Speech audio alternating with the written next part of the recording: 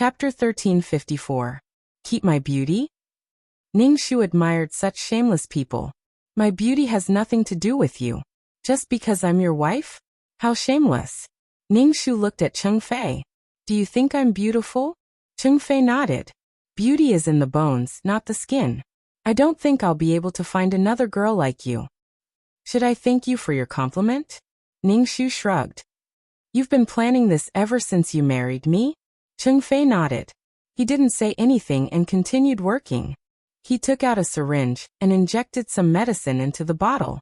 As he checked the dosage, he comforted Ning Shu. Don't worry, it won't hurt at all. Ning Shu tilted his head and looked at Cheng Fei. Are you sure it won't hurt? I promise, Cheng Fei said with a smile.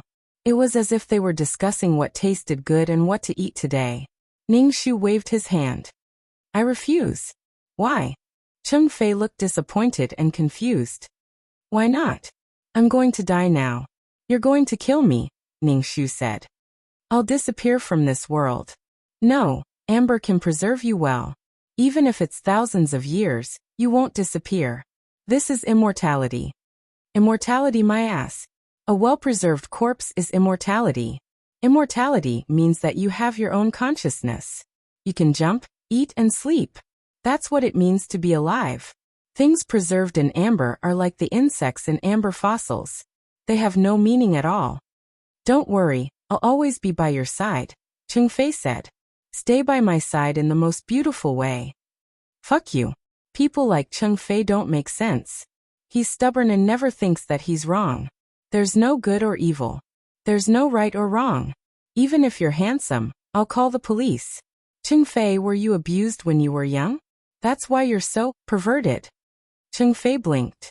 His long eyelashes fluttered. He looked a little cute. No, I won't let anyone bully me, Cheng Fei said. Are you feeling sorry for me? Ning Shu was speechless.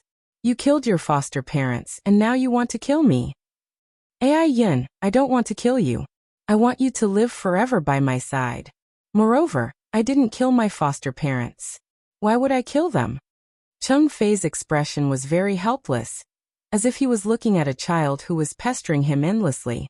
She took the needle and walked towards Ning Shu. Don't move. I'll inject you with some sleeping pills. I promise you won't feel any pain. The syringe was dripping with water, and Ning Shu had goosebumps all over his body. Especially when he saw Cheng Fei's gentle and loving face, Ning Shu gave him a big slap. What are you doing? Didn't I say that I'll stay by your side? I've never thought about dying. Who would want to be with a pervert like you? Since you're going to die at the most beautiful moment, why don't you die with me? Then you can turn into a butterfly and fly away. Isn't that great? Ning Shu shrugged. Why am I the only one who's going to die and you're still alive?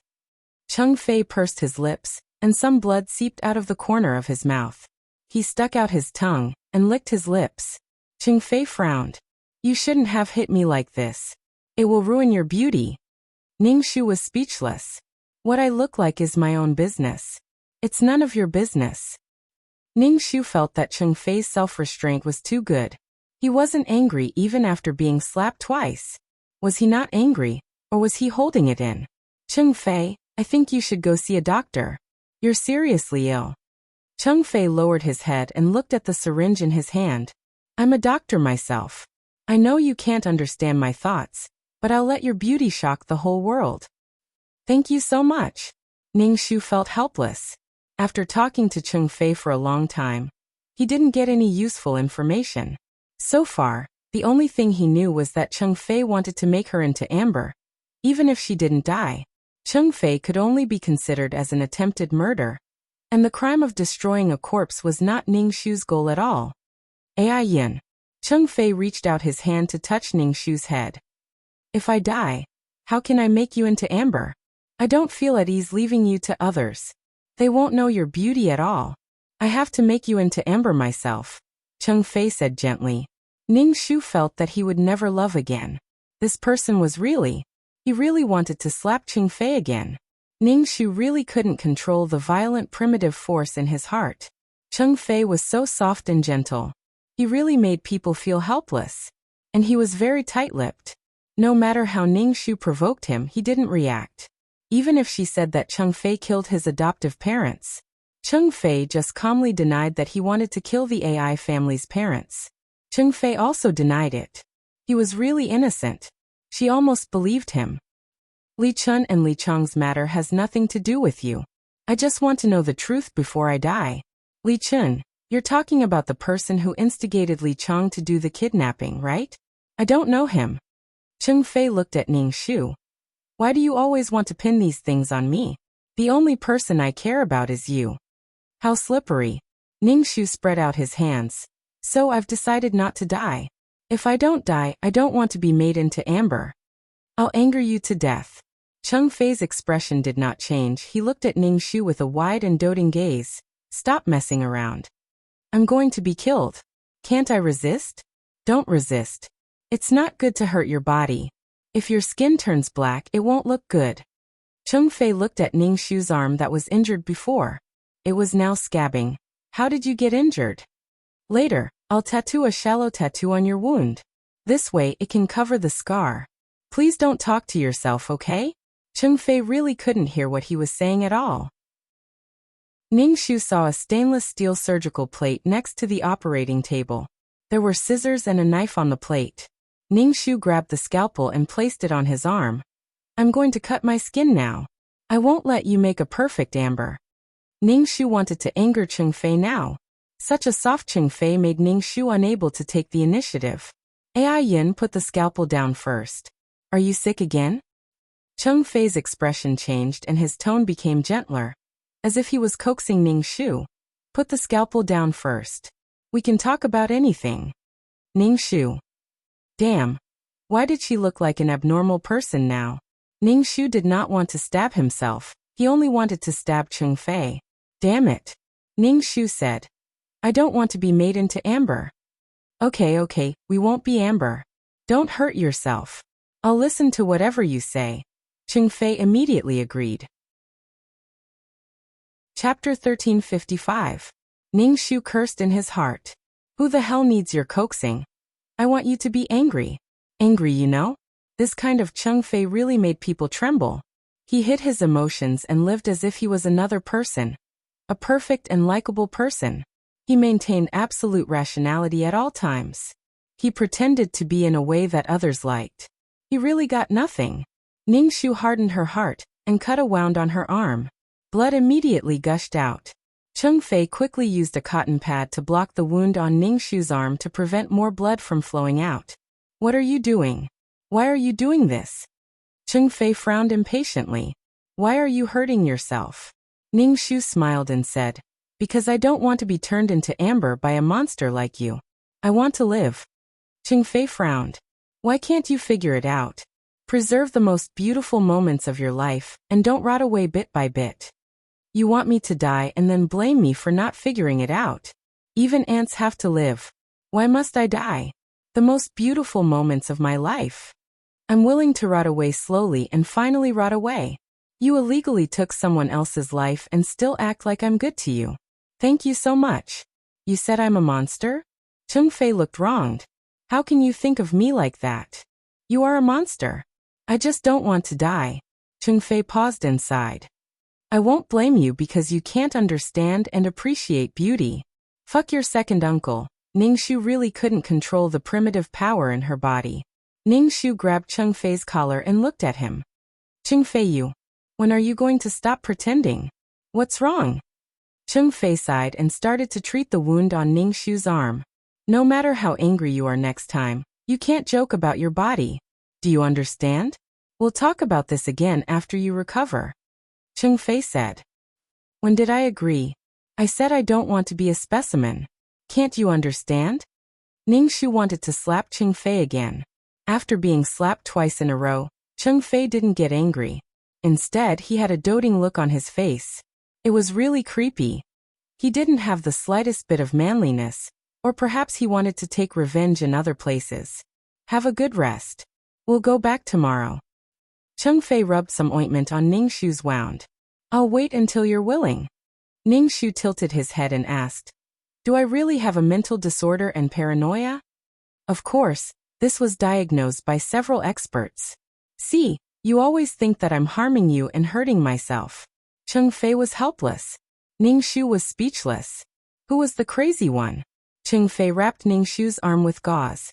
It was wrapped well, and he even tied a beautiful bow at the end. Ning Shu looked at the bow and praised. Actually, it's not bad for you to be an artist. After all, some artists are crazy. Cheng Fei looked even more helpless. You always say that I'm crazy. The one who's crazy is you. You're the one who's crazy. Your whole family is crazy. You say I'm crazy. I say you're crazy. Ning Shu didn't feel so good. Who was the crazy one? Ning Shu and Cheng Fei were speechless. Suddenly, the basement door opened with a bang. Then there were many hurried footsteps. Soon, a group of foreign policemen appeared in the basement. Professor AI was among them. AI Yin. Professor AI shouted to Ning Shu. Ning Shu wiped his face. Professor AI came so quickly. Put your hands up and squat down. Cheng Fei was pointed at by many guns. He couldn't help but frown and look at Ning Shu. You called the police. Why did you call the police? Cheng Fei, don't hurt AI Yin. Professor AI's face was trembling as he shouted at Cheng Fei. Ning Shu shrugged. Because I don't want to die. Cheng Fei was heartbroken. You betrayed me. No, I'm just taking responsibility for my life. My life belongs to me. You have no right to take it away from me. Cheng Fei was restrained by the policeman. He looked at Ning Shu with a calm expression. I hope that we can be together forever. You want to kill me and live with Hu Pu. You call that being together? I told you, that's the most beautiful you. Cheng Fei said. Ning Shu waved his hand. He didn't want to talk to Cheng Fei.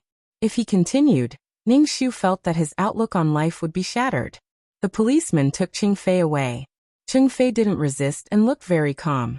Ning Shu asked Professor AI, AI Yin, are you okay? Ning Shu shook his head. I'm fine. He didn't gain anything this time. Cheng Fei was trying to kill someone on purpose. It didn't affect him at all. A person like Cheng Fei could live like a fish in water, no matter where he was. Even in prison, Ning Shu felt that Cheng Fei could live very well. Ning Shu took out the mini recorder attached to his back. It was broadcasted simultaneously. Professor AI knew that Cheng Fei wanted to turn his daughter into Hu Pu and immediately called the police. The domestic police contacted the local police to help arrest Cheng Fei. When we go back this time, divorce Cheng Fei. Your mother heard the recording and cried until she fainted. Professor AI sighed. Dad, I think Cheng Fei has something to do with Mom's kidnapping. Also, he might have killed Cheng Fei's adoptive parents. But this case happened more than 10 years ago. It's not easy to investigate. Ning Shu looked at Professor AI. I'm just afraid that Cheng Fei won't let us off. It looks like Cheng Fei won't let it go. I'll think of a way. Professor AI said with a sullen face. He had been with Cheng Fei for 2 to 3 years, but he never knew that Cheng Fei was such a person. He wanted to turn his daughter into Hu Pu from the beginning. What a frightening thing this was. And during the process of getting along, he didn't show any signs of it. His impression of Cheng Fei was that he was gentle and polite, a young talent and an elite of society. But now, it had been turned upside down. Professor AI and Ning Shu returned to China. Cheng Fei was also transferred back to China. After all, this was a domestic case. As soon as they entered the house, Mrs. AI hugged Ning Shu and cried loudly. She was out of breath. Ning Shu patted Mrs. AI's back. Mom, I'm fine. You don't have to worry. Mrs. AI wiped her tears. Ning Shu sobbed and said, Divorce. Hurry up and divorce Cheng Fei. Who knew that Cheng Fei was such a person? Mom is old and blind. I wanted to entrust you to Cheng Fei, but I didn't expect Cheng Fei to be such a person. Mrs. AI gritted her teeth. Cheng Fei was a complete pervert. Chapter 1356. Mrs. AI really couldn't imagine how her daughter had lived with Cheng Fei for the past 2 years. Cheng Fei monitored her and implanted a tracking device in her wound. Ning Shu comforted her. If Cheng Fei didn't have a mental illness, he would be a good son-in-law. But it might not be as perfect as it was now. Hurry up and get a divorce. We can't delay any longer. What if Cheng Fei comes out of the police station? Mrs. AI was worried. Professor AI frowned. Ning Shu said, If Cheng Fei can stay in prison, we will be safe. Dad, if there is evidence that Cheng Fei killed his adoptive parents and 5-year-old sister, then it won't be a simple charge of attempted murder. It will be an international crime. Ningshu couldn't help but sigh. I tried both soft and hard methods, but I couldn't get anything out of Cheng Fei's mouth. If he's guilty of instigating someone to kidnap, he'll definitely be sentenced to a heavy sentence. The problem is that Li Chun has already confessed to the kidnapping, and the evidence matches. Professor Ai's face was wrinkled. How did our family meet someone like Cheng Fei? Let me think, who introduced Cheng Fei to you? I'm going to dig up her ancestral grave. Mrs. Ai was furious. Ningshu suddenly realized that she was quite dangerous even though she was pretty. It was easy to attract wild bees and butterflies. Being inconspicuous was the safest. Beautiful women had short lives. Ai Yin was not very beautiful, but her temperament was outstanding. She was unforgettable in a crowd. Beauty was not enough. She had to have the ability to protect her beauty. Otherwise, it would be a tragedy. Beauty was a double-edged sword. It could be beneficial, but it could also lead to a tragedy. Sigh, it's my fault for being too beautiful. Ningshu touched his face and sighed. Ai Yin, I'm talking to you. What do you think? Mrs. Ai pushed Ningshu. Oh, then let's get a divorce. I've wanted a divorce for a long time. Ningshu went back to his room to rest and fell asleep on the bed. He had been tense all the time. When he relaxed, he felt tired. In addition, he had used his spiritual power before. He felt very uncomfortable. By the time he woke up, it was already dark. Mrs. Ai boiled some soup and brought it to Ningshu. Drink it. Ningshu drank the chicken soup and looked at Mrs. Ai's guilty expression. He said, Mom, I'm fine. Don't worry. You know what kind of person Cheng Fei is. Why did you go on a trip with him? Mother Ai wanted to hit Ningshu, but she recalled the wounds on Ningshu's body and retracted her hand. You even scratched yourself. What were you thinking? Mother Ai began to nag. What should I do if I don't lead the wolf into the house? I can't catch Cheng Fei at all. At least now, Cheng Fei is guilty of attempted murder. Ningshu said helplessly. Moreover, Mother Ai kept telling her to reconcile with Cheng Fei every day. What could she do? She was also in despair. Ningshu could feel that Cheng Fei was suspecting her. Maybe Cheng Fei would make a move on this trip. He took the initiative to give Cheng Fei a chance, but Cheng Fei was used to hiding. Even under such circumstances, he didn't say a word. He denied it from the beginning to the end. It was really frustrating. Ningshu went to the police station and asked the policeman who was investigating the kidnapping case. Did you ask Li Chun why he went to the cafe? The policeman said. He said that he suddenly had a whim and wanted to go to the cafe. Ningshu chuckled. Do you believe that? Li Chun is obviously lying about this matter. He can't explain why he went to the cafe. There should be something else. We will continue to investigate. Ningshu nodded and thanked the policeman. This kind of thing should be left to the professionals. Ningshu then looked at Cheng Fei. Cheng Fei was wearing a prison uniform, but he was still handsome. Ningshu shouted through the window, Ai Yin. Ningshu nodded. Wait for me. I will definitely go out. Cheng Fei smiled at Ningshu. Ningshu. Even at this time, she was still like this. You still want to make me into amber? She was so stubborn that she thought she was right. Cheng Fei nodded. What made you so crazy? I will change, okay? This person was purely crazy. It was not love, but possessiveness. No matter what you become, I will still like you, Cheng Fei said. Ningshu rolled her eyes. No, you are afraid that I will be old, afraid that I will rot. So you want to make me into amber, so that I will always look young. You are afraid that my face will be full of wrinkles. Didn't they say that they would grow old together? Was this love from Cheng Fei? Ningshu could even imagine a disgusting scene. Maybe Cheng Fei would touch Amber, kiss Amber, or rub Amber. Oh my god. Ningshu did not dare to let herself think about it. Just thinking about it made her feel disgusted. Ningshu said, I hope you will be happy in here. Ningshu carried her bag and turned to leave. She did not want to talk nonsense with Cheng Fei. She might as well go back and find evidence so that Cheng Fei would never be able to come out. Ai Yin, wait. Cheng Fei stood up, put his hand on the glass, and looked at Ning Shu. "Ai Yin, can I ask you a question?" "Love, no date, Lanxiang, save my mother, no regrets. I don't know how to answer this question.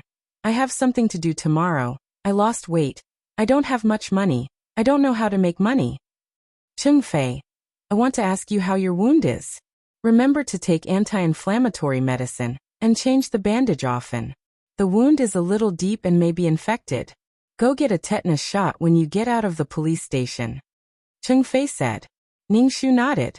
"You have to work hard. You have to be worthy of the country and the party, okay?" Ning Shu turned and left. She decided to go home and find evidence. When she reached the door, Ning Shu took out the key and opened the door. Ning Shu walked into the room and released her mental strength to see what was in the room.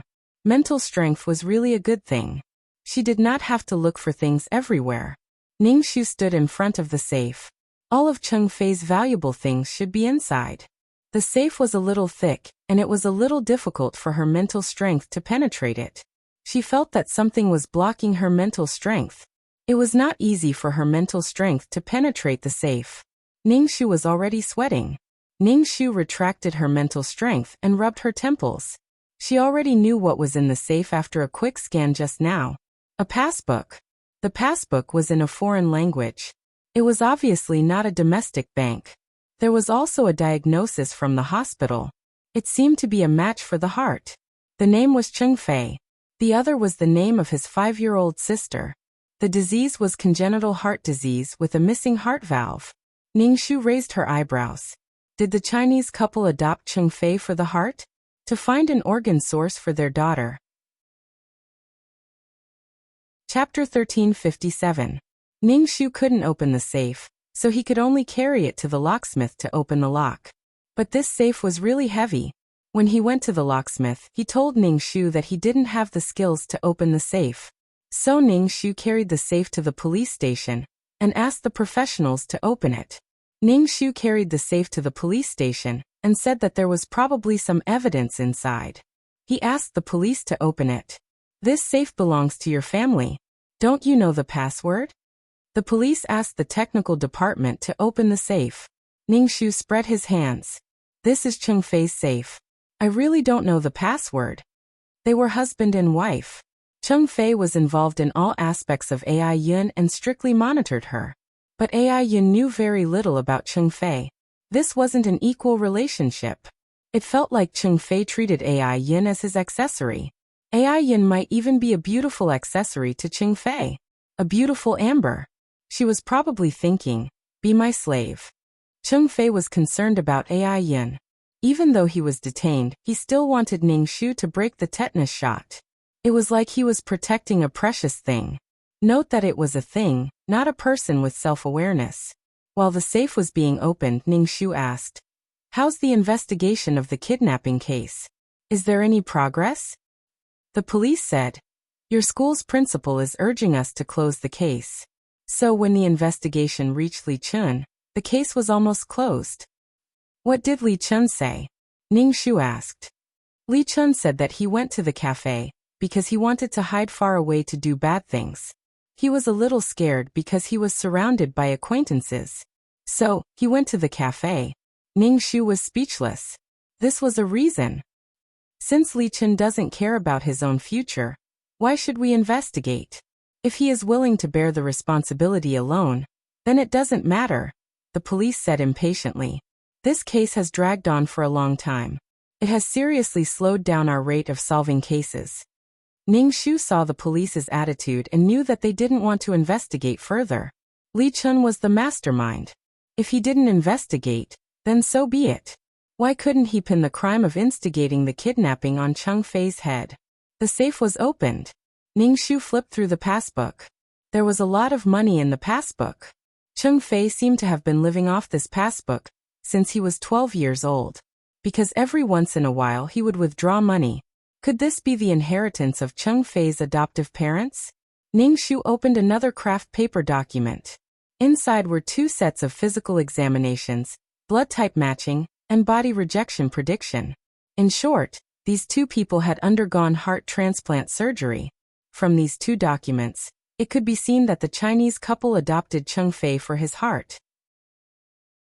However, a fire suddenly broke out and the family of 3 was killed.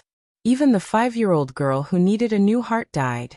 As the chosen heart, Cheng Fei naturally didn't have to die. He was originally a healthy person, but he was forced to replace his heart with an unhealthy one. Not to mention the rejection reaction. The broken heart alone made Cheng Fei's future uncertain. He might die at any moment.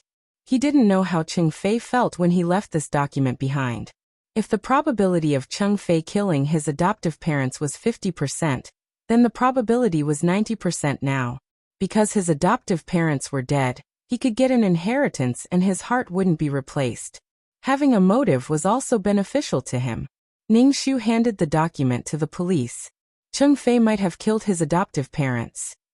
This was a case more than 10 years ago. Moreover, the victims weren't from our country. Since they don't care, we don't have to investigate here. This was a thankless task.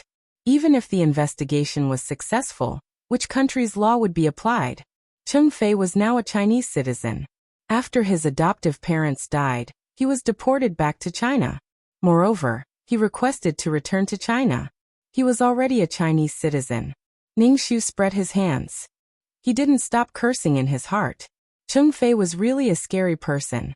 When his adoptive parents died, he had a perfect alibi because he was at school. When he returned home, he found out that his adoptive parents and sister were burned to death. No one would believe that an 11 or 12-year-old child would kill someone. Ning Shu was speechless. Didn't they know how to run when the house was on fire? They were burned to death in the house. Even if they smashed the glass door, they could still escape. Unless the family of 3 had lost their consciousness, they wouldn't be burned to death. Ning Shu really wanted to beat Cheng Fei to death. I want to ask you a question. How long can my husband be sentenced for attempted murder? Ning Shu asked. According to Ning Shu's investigation, attempted murder was sentenced to death, life imprisonment, or more than 10 years in prison. If the circumstances were less serious, the sentence would be more than 3 years and less than 10 years in prison. Ning Shu didn't know how the judge would sentence Cheng Fei, especially since Cheng Fei's mental state was different from a normal person. He was afraid that a lunatic would kill someone that wasn't illegal. If that happened, Ning Shu would really be in trouble. It depends on the situation. Then, if my husband is mentally ill and has a serious antisocial personality, what will happen in the end? Ning Shu asked the policeman tentatively. Well, if he is mentally ill, invite a psychiatrist to check if he is mentally ill. And the policeman looked at Ning Shu. If there is a problem, Cheng Fei will be sent to a mental hospital. Ning Shu narrowed his eyes. Sent to a mental hospital. In other words, if Cheng Fei was mentally ill, he would be acquitted. Once he got better, he could be discharged. Fuck. Ning Shu slammed the table. If Cheng Fei was really acquitted, what was he going to do? And with Cheng Fei's intelligence, he knew how to avoid punishment. If Cheng Fei really avoided punishment in a crazy way, once he was found to be crazy, Cheng Fei might be acquitted. At most, he would be locked up in a mental hospital. Cheng Fei was a doctor himself. Of course, he knew how to diagnose mental illness. It was too easy to admit that he was mentally ill. In fact, the evidence of Cheng Fei's attempted murder was only a recording. The evidence was a little weak. Ning Shu walked out of the police station worriedly.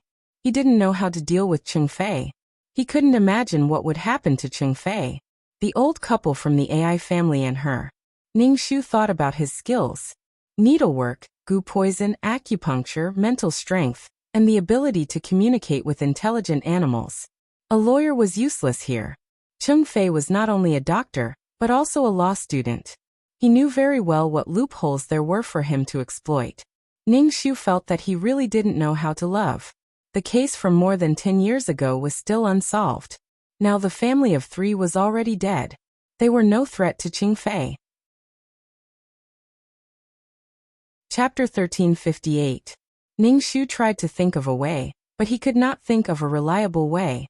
Cheng Fei was the most patient and pretentious person Ning Shu had ever met. He was not arrogant when he succeeded, and he was not arrogant when he failed. He was also very tight-lipped. He was sensitive to things that were not good for him. Ningxu looked at the wound on his arm. He had lost so much blood, but Chengfei only put him in custody temporarily. Ningxu channeled his energy to the wound and slowly healed it. This was Ai Yun's body. She had no choice but to harm herself. With the help of spiritual energy, there should not be any scars left. The wound was a little itchy. It should be healing. Ningxu sat on a chair in the square and looked at the people coming and going. Beside him was a person using an iPad. Ningxu suddenly remembered that he had not checked Chengfei's computer and communication devices. If Chengfei really did something, there should be traces. Ningxu did not see how Chengfei used the computer. Since he was monitoring him, he definitely needed a computer. Ningxu did not have the key to Chengfei's clinic. Before going to the clinic, Ningxu went to find a locksmith. He had to pry open the door. Chengfei's clinic was not small. Because of the recent incident, the clinic was not open. The locksmith opened the door, and Ningxu walked into the clinic. There was a smell of disinfectant in the clinic. It was clean and tidy. Ningxu found Chengfei's office and saw a computer on the table. Ningxu walked over and sat on the chair. He turned on the computer, but Chengfei had set a password. What was the password? Who knew what the password was? Ningxu tried to enter a few passwords. There was a birthday. Chengfei's birthday, but the password was wrong. Ningxu entered Ai Yun's birthday, but the password was still wrong. This was strange. What kind of password would Chengfei set? Ningxu entered their wedding date, but the password was still wrong. Ningxu was too lazy to enter the password. He took out his laptop from his bag and started to connect to the computer. He directly opened Chengfei's computer by force. Ningxu's fingers moved and he finally turned on Chengfei's computer. Ningxu clicked on the files on the computer. Most of them were information about the medicine purchased by the clinic and some patient's information. Chengfei had organized everything very well, and it was very clear. Chengfei's work ability was very strong. Ningxu clicked on the video. These videos were taken at home. Ai Yun was in the video. Chengfei was monitoring Ai Yun's eating, drinking, and defecating. Chengfei knew what to do. Just imagining himself picking his nose while someone else was watching him. That feeling felt so good. Ningxu browsed through Chengfei's computer and sent all the videos to her computer. Perhaps these videos would be useful. Ningxu wasn't looking for these videos. He just wanted to know if Chengfei had hacked into other people's computers. There were some things about Li Chun that didn't make sense. However, Ningxu searched for a while and found that Chengfei's computer was really clean. Even the cache of browsing web pages was wiped clean. It was obvious that Chengfei had cleaned it himself. Chengfei was very good at counter-investigating. After searching for a while, he didn't find anything. Ningxu leaned back and threw the mouse away. What the fuck? What the hell was Chengfei doing? But it was weird that he cleaned it so thoroughly. If there wasn't anything, why did he clean it so thoroughly? Li Chen's incident might have something to do with Chengfei. He might even have instigated someone to kidnap Ai Yun's mother. But there was no evidence at all. Luckily, she reacted quickly. Otherwise, Ai Yun's mother might really be in trouble. What was Chengfei's motive for doing that? Why did she fall down in the end? She couldn't even dodge that kind of attack, let alone Chengfei. Was it a trick? Or was he afraid that she wouldn't be a perfect amber if she fell down? Ningxu returned home empty-handed. Ai Yun's mother immediately asked Ningxu, "Are you divorced?" Ningxu shook his head. "The court will be in session soon. I will apply for a divorce then." Ningxu was the victim, so she had to appear in court. Ai Yun's mother was worried. What if he doesn't agree to the divorce? He definitely will. Ningxu said. The judge wasn't crazy. He knew that Chengfei wanted to turn her into amber, but he still didn't want a divorce. Divorce was a small matter. The most important thing was how to deal with Chengfei. This wasn't something that could be solved by a divorce.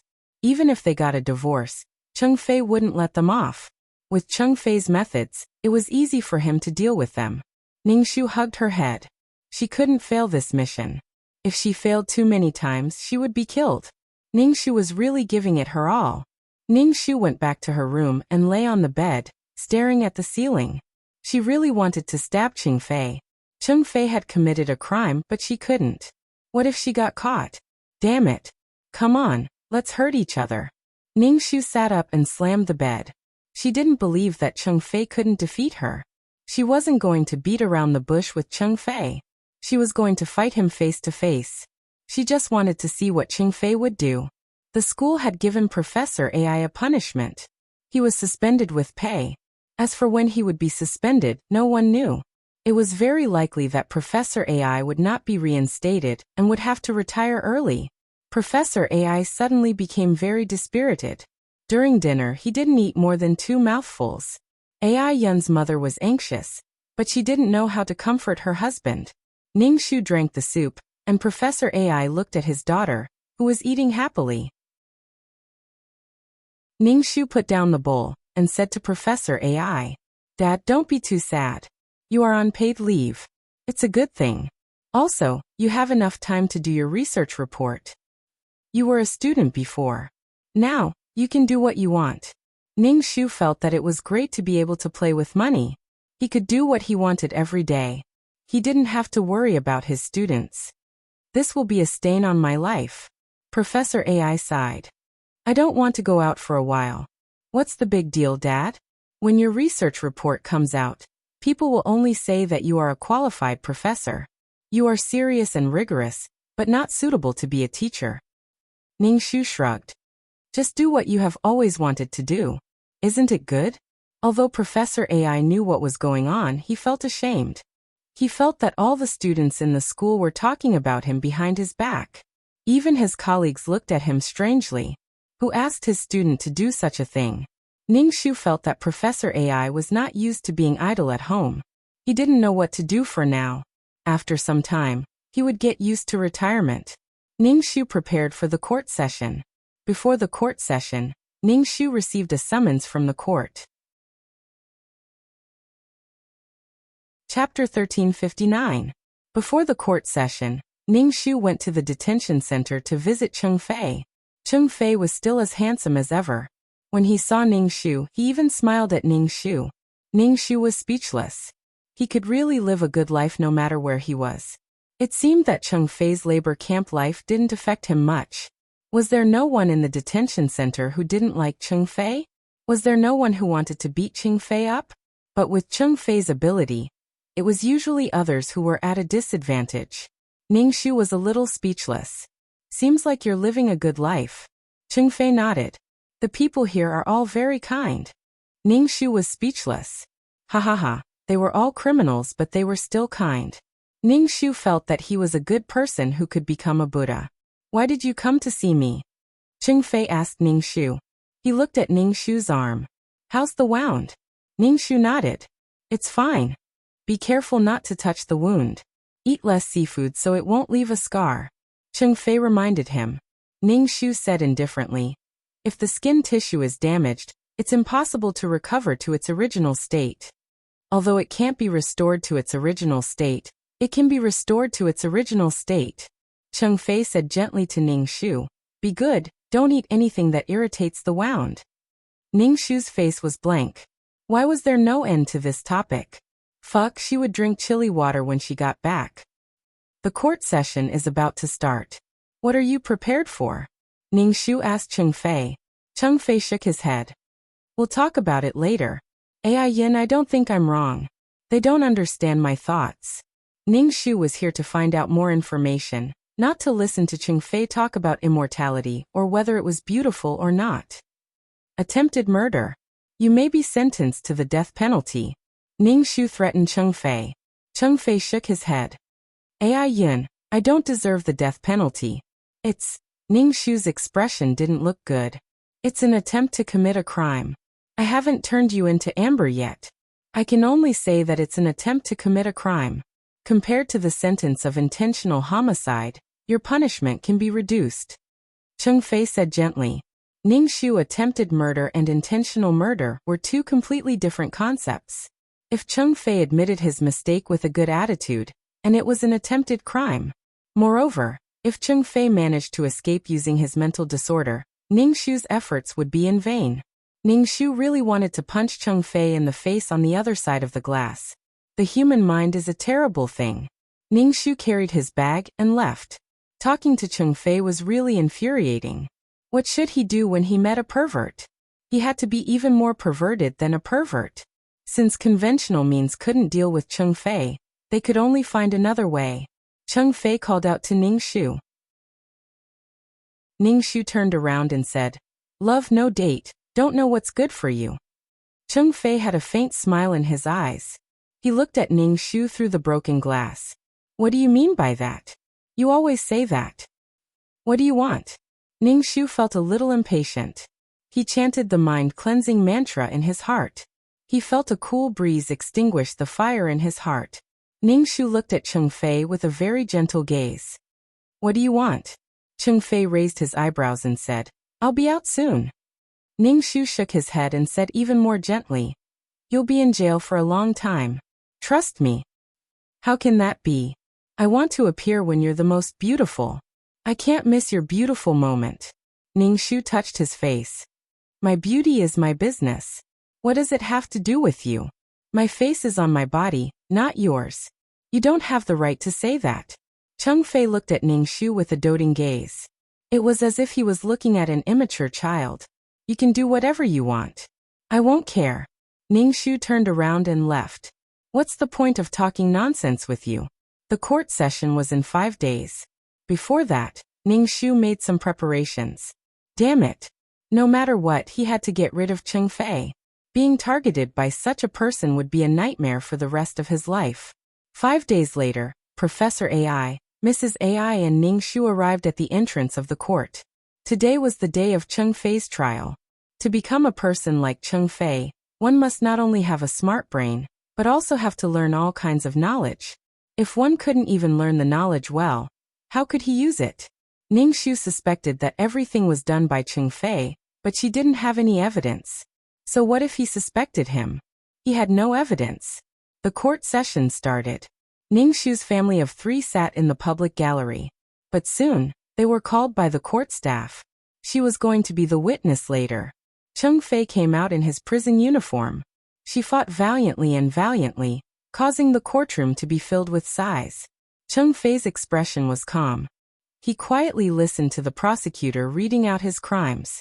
Ning Shu stayed in a room, watching the live broadcast on the television on the wall. He looked at Cheng Fei, who could remain calm even if Mount Tai collapsed in front of him. He didn't know what could make Cheng Fei lose control. Cheng Fei's control of his emotions was almost perverted. If a person could control his anger, there was nothing he couldn't do. Ning Shu felt that he was a very calm person. A very calm person with a lot of self-control. But in front of Cheng Fei, Ning Shu admitted defeat. Did Cheng Fei become perverted after holding it in for too long? Ning Shu was called out to testify. The judge asked Ning Shu some questions. Ning Shu answered honestly.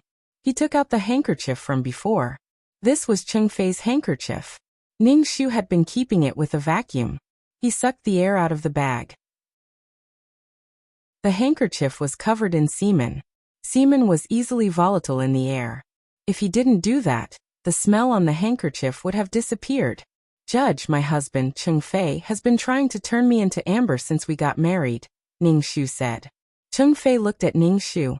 His gaze was still calm. He looked at Ning Shu quietly. Ning Shu took out the brake wire again. "And Cheng Fei has been trying to kill my family." Cheng Fei looked at Ning Shu and said, "This evidence can be fabricated. Ai Yun and I are husband and wife. It's easy for her to have one of my handkerchiefs. As for semen, you can get it from my clinic." Brake wire. I don't even know where this brake wire came from. Ning Shu wasn't angry. "This brake wire was taken from my father's car in the garage after I got into the car accident. The mechanic can testify to this," Ning Shu said calmly. Professor AI's expression didn't look good.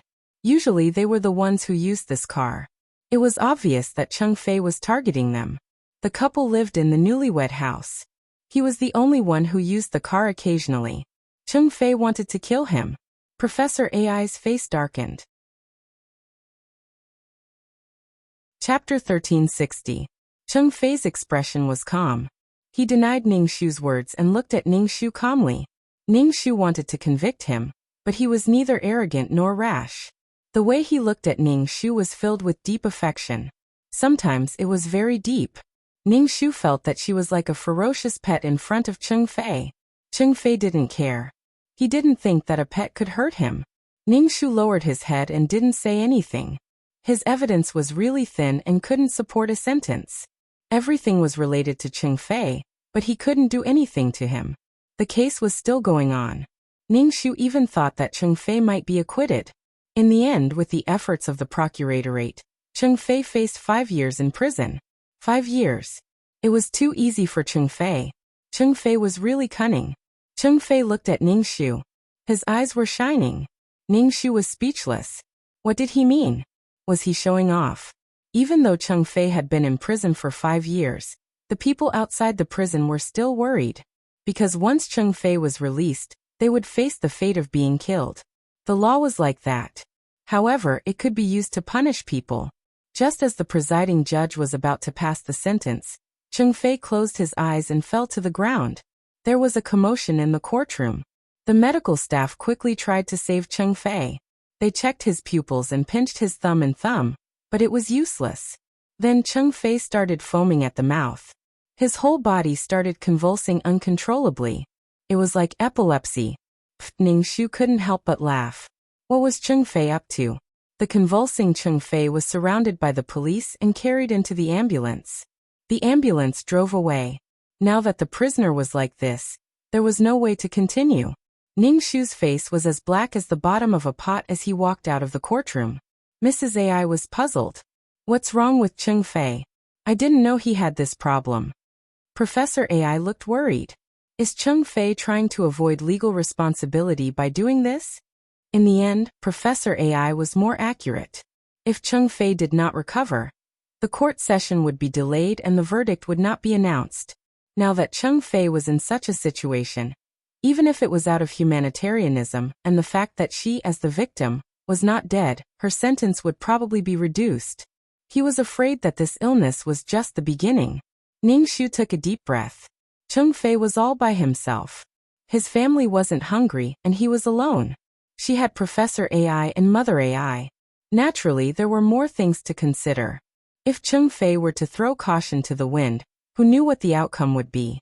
I think we need to have a good talk with Cheng Fei. Professor AI had a headache. It's not good for anyone if this goes on.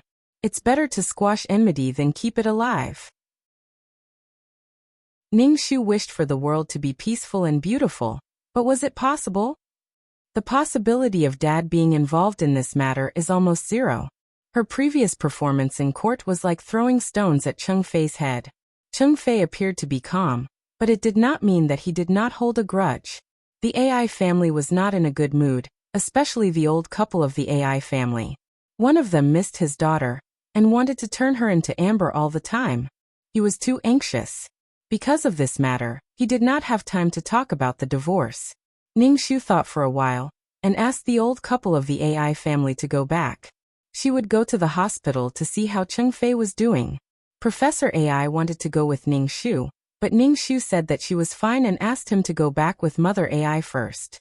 Ningshu took a taxi to the hospital. 2 policemen were standing at the door of Cheng Fei's ward, one on the left and one on the right, like door gods. As a criminal, Cheng Fei was treated so well and stayed in a single ward. Ningshu waited at the door. After a while, the doctor and the policeman came out. Ningshu hurried forward and asked, "How is Cheng Fei?" The doctor said, "The preliminary diagnosis is that he might have been poisoned by overdose of antidepressants. Now we are going to give him a gastric lavage." Ningshu was a bit confused. Antidepressants? Cheng Fei still took antidepressants? Cheng Fei was pushed into the operating room. Ningshu looked at Cheng Fei, who was pushed away from her. Cheng Fei's face was very pale. His eyes were closed and his long eyelashes were close to his eyes. They formed a shadow. What a sleeping beauty. However, there was only one sentence in Ningshu's heart. Fuck you. Cheng Fei was a doctor. How could he overdose? It was obvious what was going on. She could not do anything to him. What if he said, "I just want to commit suicide"? Damn it. She really hoped that the gastric lavage would make his stomach perforate. Ningshu waited at the door of the operating room, waiting for him to come out. They were enemies, but she still had to wait at the door of the operating room. This feeling was hard to describe. After more than an hour, Cheng Fei was pushed out.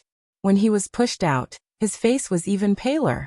Ning Shu wanted to follow him into the ward, but she was stopped by the policeman at the door. Cheng Fei was now a suspect. Generally, visitors were not allowed. Ning Shu said that she just wanted to go in and take a look, but she was rejected. If she wanted to visit, she had to go to the police station to do the paperwork. Ning Shu was speechless. This was too troublesome. Ning Shu could only go and do the paperwork. It was difficult for her to go in with the policeman guarding the ward day and night. She could only follow the normal procedure.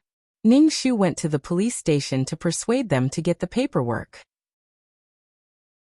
When she returned to the hospital, she saw the doctor and the policeman holding the manic Cheng Fei back. Cheng Fei's expression was deranged, and his pupils were a little scattered.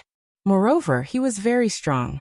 The two policemen and two doctors guarding the door almost couldn't hold Cheng Fei back.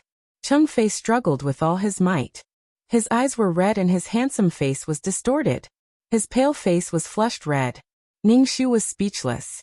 She had only left for a while. What happened? Ning Shu really could not keep up with Cheng Fei's pace.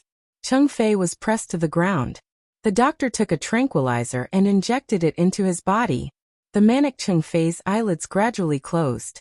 He was not so manic anymore. He closed his eyes and fell asleep. Cheng Fei was carried to the hospital bed by a few people. The doctor wiped the sweat on his forehead and said to the policeman, "I advise you to transfer him to the neurology department. This patient doesn't look normal." Ning Shu was speechless. Psychiatry. So Cheng Fei had become crazy. First he took antidepressants. Now he was mentally ill. Ning Shu really admired Cheng Fei. Ning Shu moved to the bedside and looked at Cheng Fei, whose face was still red. "Get out. Cheng Fei's condition is not stable. When he wakes up he might hurt someone," Ning Shu said. "It's okay. He's asleep now. This is the paperwork for my visit." Ning Shu handed the paperwork to the policeman. "Just 10 minutes. You'll be out in 10 minutes. The police officer opened the door and looked at Ning Shu from the doorway. He was afraid that something might happen. Chapter 1361. Ning Shu pulled up the quilt for Cheng Fei, released his spiritual power, and scanned the surroundings to see if there were any cameras. It was normal to find a camera in the ward. "Hurry up."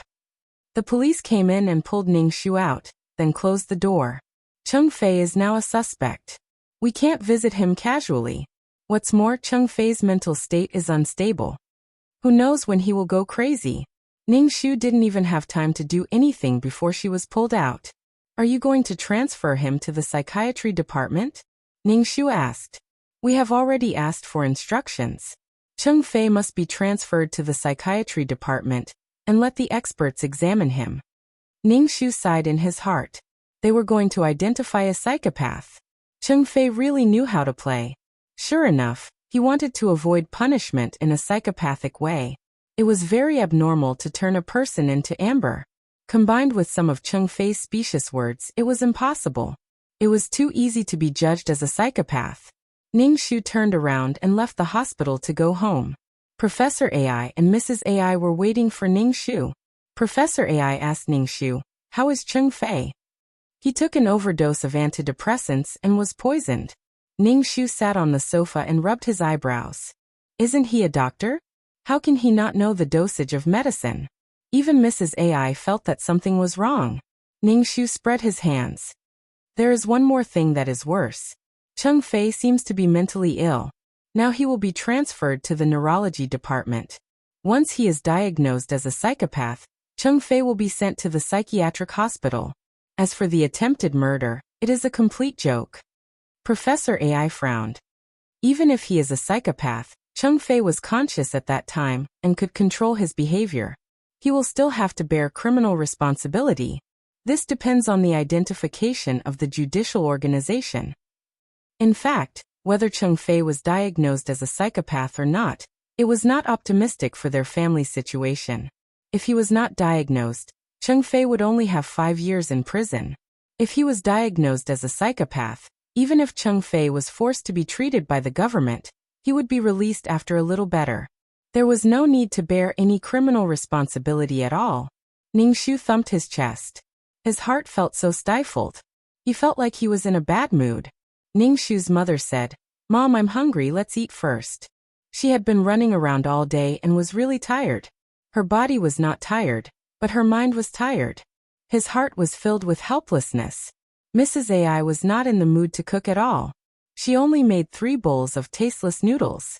While eating the noodles, Mrs. AI suddenly said, "If Cheng Fei is really mentally ill, does that mean that Cheng Fei has always been mentally ill and has always been pretending in front of us?"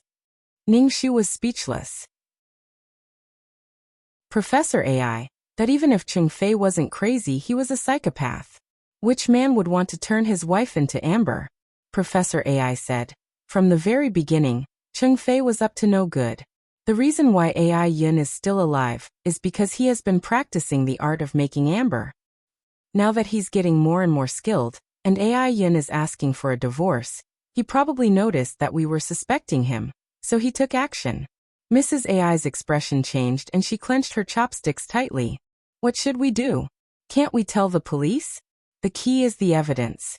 Without evidence, everything is just speculation and imagination. Ningshu spread his hands. Cheng Fei is very vigilant and can't find any strong evidence. As for the adulthood case of Cheng Fei's adoptive parents more than 10 years ago, it was very difficult to reverse the case. At that time, nothing was found, and the family of 3 was turned into bones. No one was willing to waste their energy on this kind of old transnational case. And Ningshu didn't think that Cheng Fei would leave any useful evidence. The 2 heart-matching certificates? But could that prove that Cheng Fei was the murderer of his adoptive parents? It couldn't. Although it was beneficial to him, and he might have done it, there was no evidence. Evidence? It was even more impossible for Cheng Fei to confess. To be able to kill his adoptive father, obtain the inheritance, and prevent his heart from being taken. It could be seen that Cheng Fei was a person with a strong sense of self-protection. Ningshu felt that his head was about to explode. In the past, the people he met who valued love above all else had almost 0 IQ. They were easier to deal with. But if he met someone who was calm and collected like a hunter, it would be much more difficult to deal with. He could only use special means. During the time that Cheng Fei was in the hospital, Ningshu went to the hospital almost every day to wait for him. Cheng Fei was transferred to the psychiatric department, and the judicial department came to check if Cheng Fei was mentally ill. Ningshu was in the hospital, so of course she couldn't see Cheng Fei. She could only stand outside the ward and use her mental power to check the situation in the room. But when her mental power passed through the wall, it became very weak. Ningshu saw a group of people surrounding the bed. Cheng Fei was tied to the bed and couldn't move. His eyes were a little hollow and he kept struggling. He turned a deaf ear to the doctor's questions and muttered to himself. His reaction to external stimuli was slow and sluggish. Some people were recording Cheng Fei's situation in a notebook. Cheng Fei's face was full of fear, his eyes staring into the void, muttering to himself, and then he wailed. It seemed that he was hallucinating. After a while, he suddenly returned to normal. Looking at the people around him, he asked, "Why did you tie me up? Do you want to kill me?" Then he began to struggle violently, as if he was going to flip the bed over. The doctors around quickly held down the bed and Cheng Fei. For a moment, the ward was in chaos. Ningshu used his mental power to see that Cheng Fei's head was slightly lowered, the fringe on his forehead covering his eyes, and the corner of his mouth raised. Cheng Fei was smiling, he was smiling. Ningshu withdrew his mental power, so tired that he felt dizzy. Ningshu sat down, his head so uncomfortable that he wanted to vomit. It was already very difficult for his mental power to pass through the thick wall, and he had to observe for a long time. His mental power was overdrawn. This kind of tiredness couldn't be relieved by sleeping. He felt like his soul was throbbing. Cheng Fei was indeed pretending to be mentally ill, but he was pretending as if he was really mentally ill. Looking at Cheng Fei's expression, he seemed to be having a good time teasing him. Cheng Fei would probably keep pretending until he went to the mental hospital.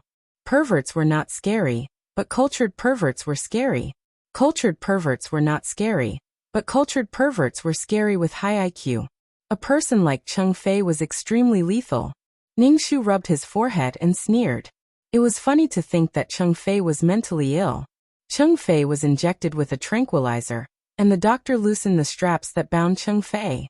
They planned to lock him in the ward and observe Cheng Fei's behavior through the camera. Ningshu didn't have much hope for these experts. He was afraid that the next time he met Cheng Fei would be in a mental hospital. Chapter 1362. In the end, Cheng Fei was diagnosed with a mental disorder. Of course, this was only confirmed after a long period of observation. Usually, when Cheng Fei was alone in the ward, he would either squat at the wall for a long time, mumble to himself, or go crazy. Basically, there was no normal time. Ningshu rolled his eyes. If Cheng Fei could really be so cruel as to eat shit, he would believe that Cheng Fei was really crazy. Cheng Fei had no family. His only wife was his only wife. He wanted to turn her into amber, so he was forcibly treated by the government and sent to a mental hospital. Ningshu watched as Cheng Fei was taken to a car and sent to the mental hospital. Cheng Fei tilted his head and looked at Ningshu, who was standing not far away. Ningshu curled his lips. It was really a wicked smile. It was really fun to be around people. Ningshu also smiled. He walked over and patted Cheng Fei's back. Stay in the mental hospital. I'll go back and see you. Cheng Fei frowned. It seemed that he was hurt by Ningshu's pat. Then he said, Okay, I'll wait for you. Cheng Fei was taken to the car. He even turned around and smiled at Ningshu. Ningshu waved his hand and said, I'll definitely go and see you. Cheng Fei looked at Ningshu through the car window. Ningshu waved his hand. Parting was always sad. Cheng Fei, you can stay in the mental hospital for the rest of your life. After that, Ningshu went through the procedures and took a pot of chicken soup to the mental hospital to see Cheng Fei. Before she left, Mrs. AI stuffed an electric anti-pervert device into Ningshu's bag. She told Ningshu to be careful. It was very dangerous in the mental hospital. Ningshu nodded and took the thermos to the mental hospital. The mental hospital that Cheng Fei was in was a state-run one. High walls isolated the inside from the outside world. There were electric fences around it. It looked like a prison. This was a prison. Ningshu took the paperwork and was taken to the ward by the nurse. The corridor was filled with crazy patients in hospital gowns. One of them was singing an opera, loudly singing, "My country is gone." One of them thought he was a dog, crawling on the ground and barking. These people were either in a daze or had gone mad. If she stayed with these people, even if she wasn't sick, she would still get sick. Suddenly, someone stretched out his hand and grabbed Ningshu. "You demonic woman! You've brought disaster to the world. See if I don't deal with you." Ningshu was speechless. There were so many different species here. The nurse who led the way for Ningshu just looked at him coldly. She didn't want to help. Ningshu shook off the patient who was grabbing him. His strength was so great that the patient took 2 steps back. "Oh, this demoness is too strong. Wait for me to go back and get my magic treasure." Then he ran away with his tail between his legs. With a cold face, the nurse brought Ningshu to the door of a ward and said, "Cheng Fei is inside." Ningshu handed a bag of fruit to the nurse. There was a red packet inside. "Take this fruit. I want to talk to Cheng Fei." The nurse's expression became a little better. She took the fruit bag from Ningshu's hand and reached into the pocket of her uniform to take out the red packet. "You'd better hurry. You have half an hour at most," the nurse said. Ningshu walked in and the nurse closed the door. The ward was a little narrow. There was a very high and small window. People couldn't even climb out. The ward was very empty. Other than the narrow bed, there was no table or bench. In particular, some dangerous things would not be placed in the ward. If the patient was delirious and held dangerous things, he could hurt himself or others. The incandescent light in the ward was on. The light flickered occasionally. It was a little scary. Cheng Fei was the only one in the ward. He was sitting on the bed, reading a book with his head down. Ningshu walked over with a thermos. Cheng Fei looked up and saw Ningshu. He smiled and put down the book in his hand. "You're here." Cheng Fei moved his body and made room for Ningshu. Damn, Cheng Fei's life was so comfortable. He didn't look like a lunatic at all. Ningshu released his spiritual force and scanned the whole ward. He found that there were surveillance cameras in the four corners of the room. Obviously, everyone who entered this place was being watched. Ningshu opened the thermos and gave Chengfei a spoon. Eat it. My mother made it. Chengfei took the thermos, sniffed it, and shook his head. It's not made by mother-in-law. She likes orange peel. It doesn't smell like orange peel. It only smells like Chinese medicine. Ningshu spread his hands. Okay, I made it. Chengfei picked up the spoon and tasted it. He couldn't help but shake his head. You cooked everything in the pot. The ingredients are not layered. It doesn't taste good. Ningshu was speechless. As a lunatic, even if he was given a pile of shit, he should eat it happily. Did the experts who said that he was mentally ill know what he was like now? Chengfei put down the thermos and stopped eating. Ningshu was speechless. Did she make it that bad? Ningshu took a spoon and tasted it. I think it's okay. It was not bad. It was good enough to have something to eat. Chengfei smiled. Is it not good? I think it's delicious. Is the food here very good? Is the food exquisite? Don't joke. There were so many people eating in the same pot. How could the food be exquisite?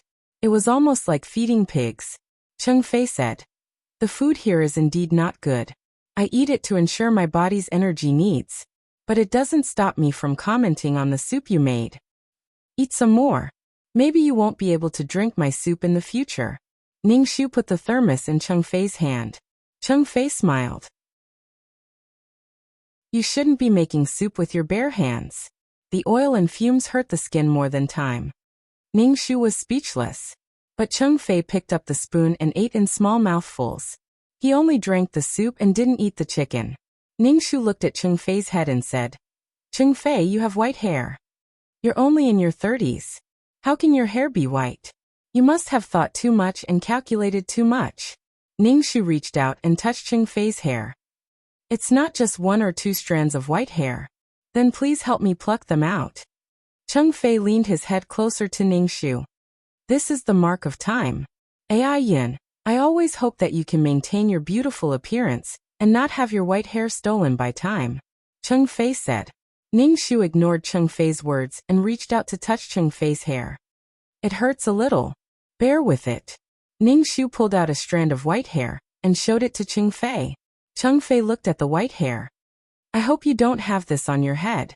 Ningshu was speechless. Ningshu continued to pluck Chengfei's hair.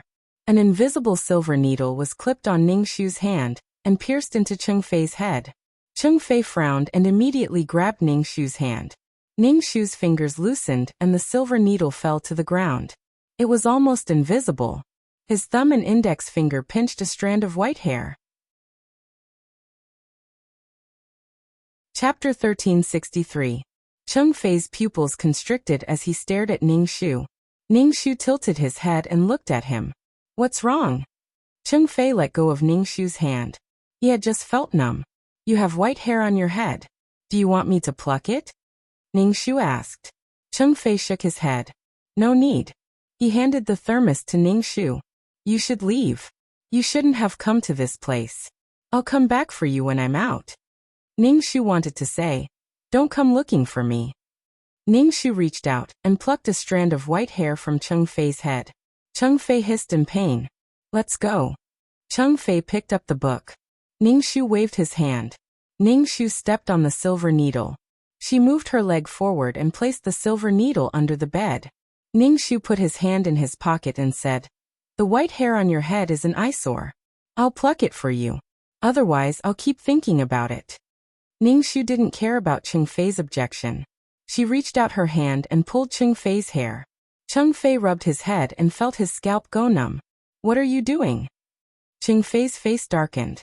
You should leave. Ningshu shrugged and left with the thermos. I'll come and see you next time. Ningshu stared at Chengfei's head. You have white hair on your head. I'll pluck it for you next time. Chengfei said. You don't have to come. I don't want you to see me like this. I'll appear in front of you in my best and most perfect state. Ningshu thought, yeah, then I'll die. Ningshu shook his head. No. I like seeing you like this.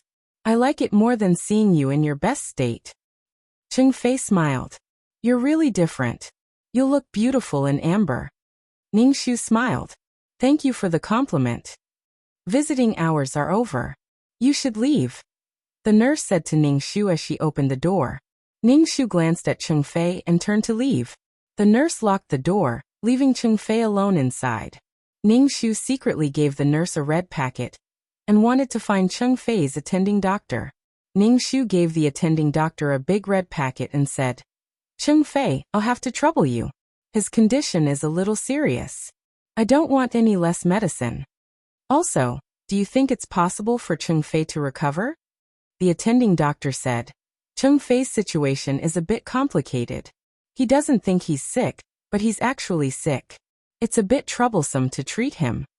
Ningxu nodded and told the doctor to take good care of Chengfei. After leaving the office, Ningxu saw the nurse complaining nonstop. When the nurse saw Ningxu, she said, Don't bring food for Chengfei next time. Chengfei just vomited all over the room. It's troublesome to clean it up. Ningxu replied, Got it. Vomited? Chengfei must have dug his own throat to make him vomit. Did he think that she poisoned the soup? Ningxu just smiled. After leaving the mental hospital, Ningxu looked up at the high walls. The mental hospital was a very depressing place. The management of the hospital was very rough and the people around were not normal. They had to eat medicine 3 times a day. Even normal people would be infected by this aura of despair. Ningxu turned and left. He walked on the mountainside. The mental hospital was built on a remote mountainside. There were only taxis at the foot of the mountain. Ningxu hailed a taxi and went home. When Mrs. AI saw Ningxu, she heaved a sigh of relief. Did anything happen? Ningxu sat down. I'm fine. Then he put the thermos on the coffee table. Mrs. AI opened the thermos and saw that the chicken was still inside. He didn't eat it. No, he only drank some soup and vomited. He thinks that I poisoned the soup. Mrs. AI didn't look good. Don't visit him in the future. He is crazy. What if he hurts you? Ningxu nodded. She would go again next time. She had to get rid of Chengfei. Chengfei didn't believe her. He ate her food and vomited it. She was speechless. After Chengfei vomited all over the room, the nurse didn't let her bring any more food. Chengfei liked to scheme. Ningxu also started to work in the school. As a tutor, she did everything. She cared about the students' thoughts, studies and lives. She served the students in all aspects. At first, she couldn't get used to it. But after a few days, Ningxu got the hang of it and wasn't as flustered as before. When the students had headaches or fevers, they would look for her if they had any problems. Of course, a tutor had to be outstanding in a certain field. Professor AI had enrolled Ningxu in a foreign language. Luckily, Ningxu knew some foreign languages. Otherwise, she would be exposed. The original AI Yin was very good at foreign languages. She had enough time. Sometimes, working wasn't just for survival. It was also for self-worth. During the weekend, Ningxu went to the mental hospital again. She lost money again. This time, the nurse didn't bring Ningxu to Chengfei's room. Instead, she brought him to the courtyard. Chengfei was sitting on a bench in the courtyard. His eyes were slightly closed. There were lunatics running around him, laughing and laughing. Chengfei turned a deaf ear. Ningxu walked over and stood in front of Chengfei, blocking the sunlight. Chengfei's eyelashes fluttered and he opened his eyes. Ningxu was standing against the sunlight. He couldn't see Ningxu's face clearly. You're here. Chengfei leaned back on the bench. Ningxu sat beside him and asked, How have you been? What do you think a lunatic's life is like? Chengfei asked. Ningxu said, Well, a lunatic wouldn't be like you. Chengfei smiled. The sunlight shone on his face and the tiny hairs on his face turned golden. Ningxu stared at Chengfei's hair. Let's continue plucking hair. Chengfei shook his head. I don't want to. Come on. Don't be stubborn. Ningxu reached out and pulled Chengfei's hair with force. Chengfei hissed. It hurts. It's okay. It will hurt even more. Ningxu pulled harder and Chengfei groaned. Ningxu blew the white hair on his hand. Looks like you are older than me. If you want to be made into amber, you have to be made into amber first. Chengfei said indifferently, I don't care. As long as you are prettier than me. You are too polite. You are more handsome than me. If you want to die, you will die first. Ningshu pulled Chengfei's hair again. You are prematurely aging. Chengfei smiled. That's how I am. It doesn't matter. Do you want to hear about my past? Chengfei looked at Ningshu. Chengfei had lost weight. He had stubble and looked like he had been through a lot. No, I don't want to hear about it. I don't want to know. Chengfei was surprised. Didn't you want to know about my past? But I don't want to know anymore. You don't have to tell me. Ningshu pulled another strand of white hair from Chengfei's head. Chapter 1364. Ningshu held a silver needle between her fingers and pulled off Chengfei's white hair bit by bit. Chengfei's face didn't change. Occasionally his face would twitch. You could tell that Ningshu didn't hold back. Chengfei said, I was abandoned at the entrance of the orphanage when I was 4 or 5 years old. There was a woman's voice in my memory. She told me to stay there and not move. She didn't come back. I was brought back to the orphanage by the head of the orphanage. There were many children like me. They looked at me cautiously. My food was always taken away by them. Children were not innocent and cute.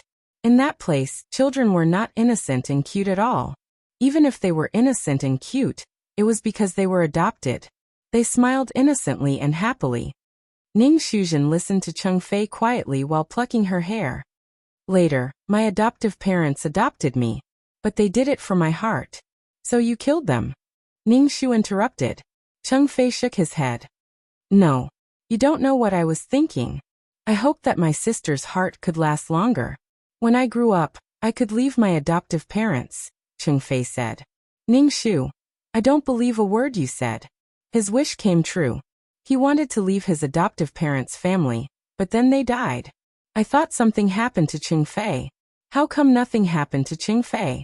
Man proposes, God disposes. First man proposes. Then God disposes. Ningshu was indifferent to Chengfei's reminiscence. You were the most pitiful. Ai Yun's family wasn't pitiful. Did Ai Yun deserve to be made into amber? Chengfei's experience was pardonable, wasn't it? Who would have thought that Ai Yun would be made into amber? She sacrificed her soul to fight back. You suffered, so you deserve to be forgiven. Chengfei couldn't prove his innocence. At least, Ningshu was indifferent. Being handsome didn't mean that what you did was right. You think I killed my adoptive parents? Chengfei looked at Ningshu and asked. Ningshu shrugged and didn't say anything. Although there was no evidence, it didn't mean that Chengfei didn't do it. Ningshu was too lazy to pluck Chengfei's white hair. He took out a document from his bag. This is the divorce agreement. Sign it. Chengfei took the document, looked at the agreement on it and said, Do you think I will divorce you? Ningshu smiled and said, Why wouldn't I? Placing the document on the bench, Chengfei crossed his fingers and calmly said, The marriage law states that husband and wife have the obligation to raise each other.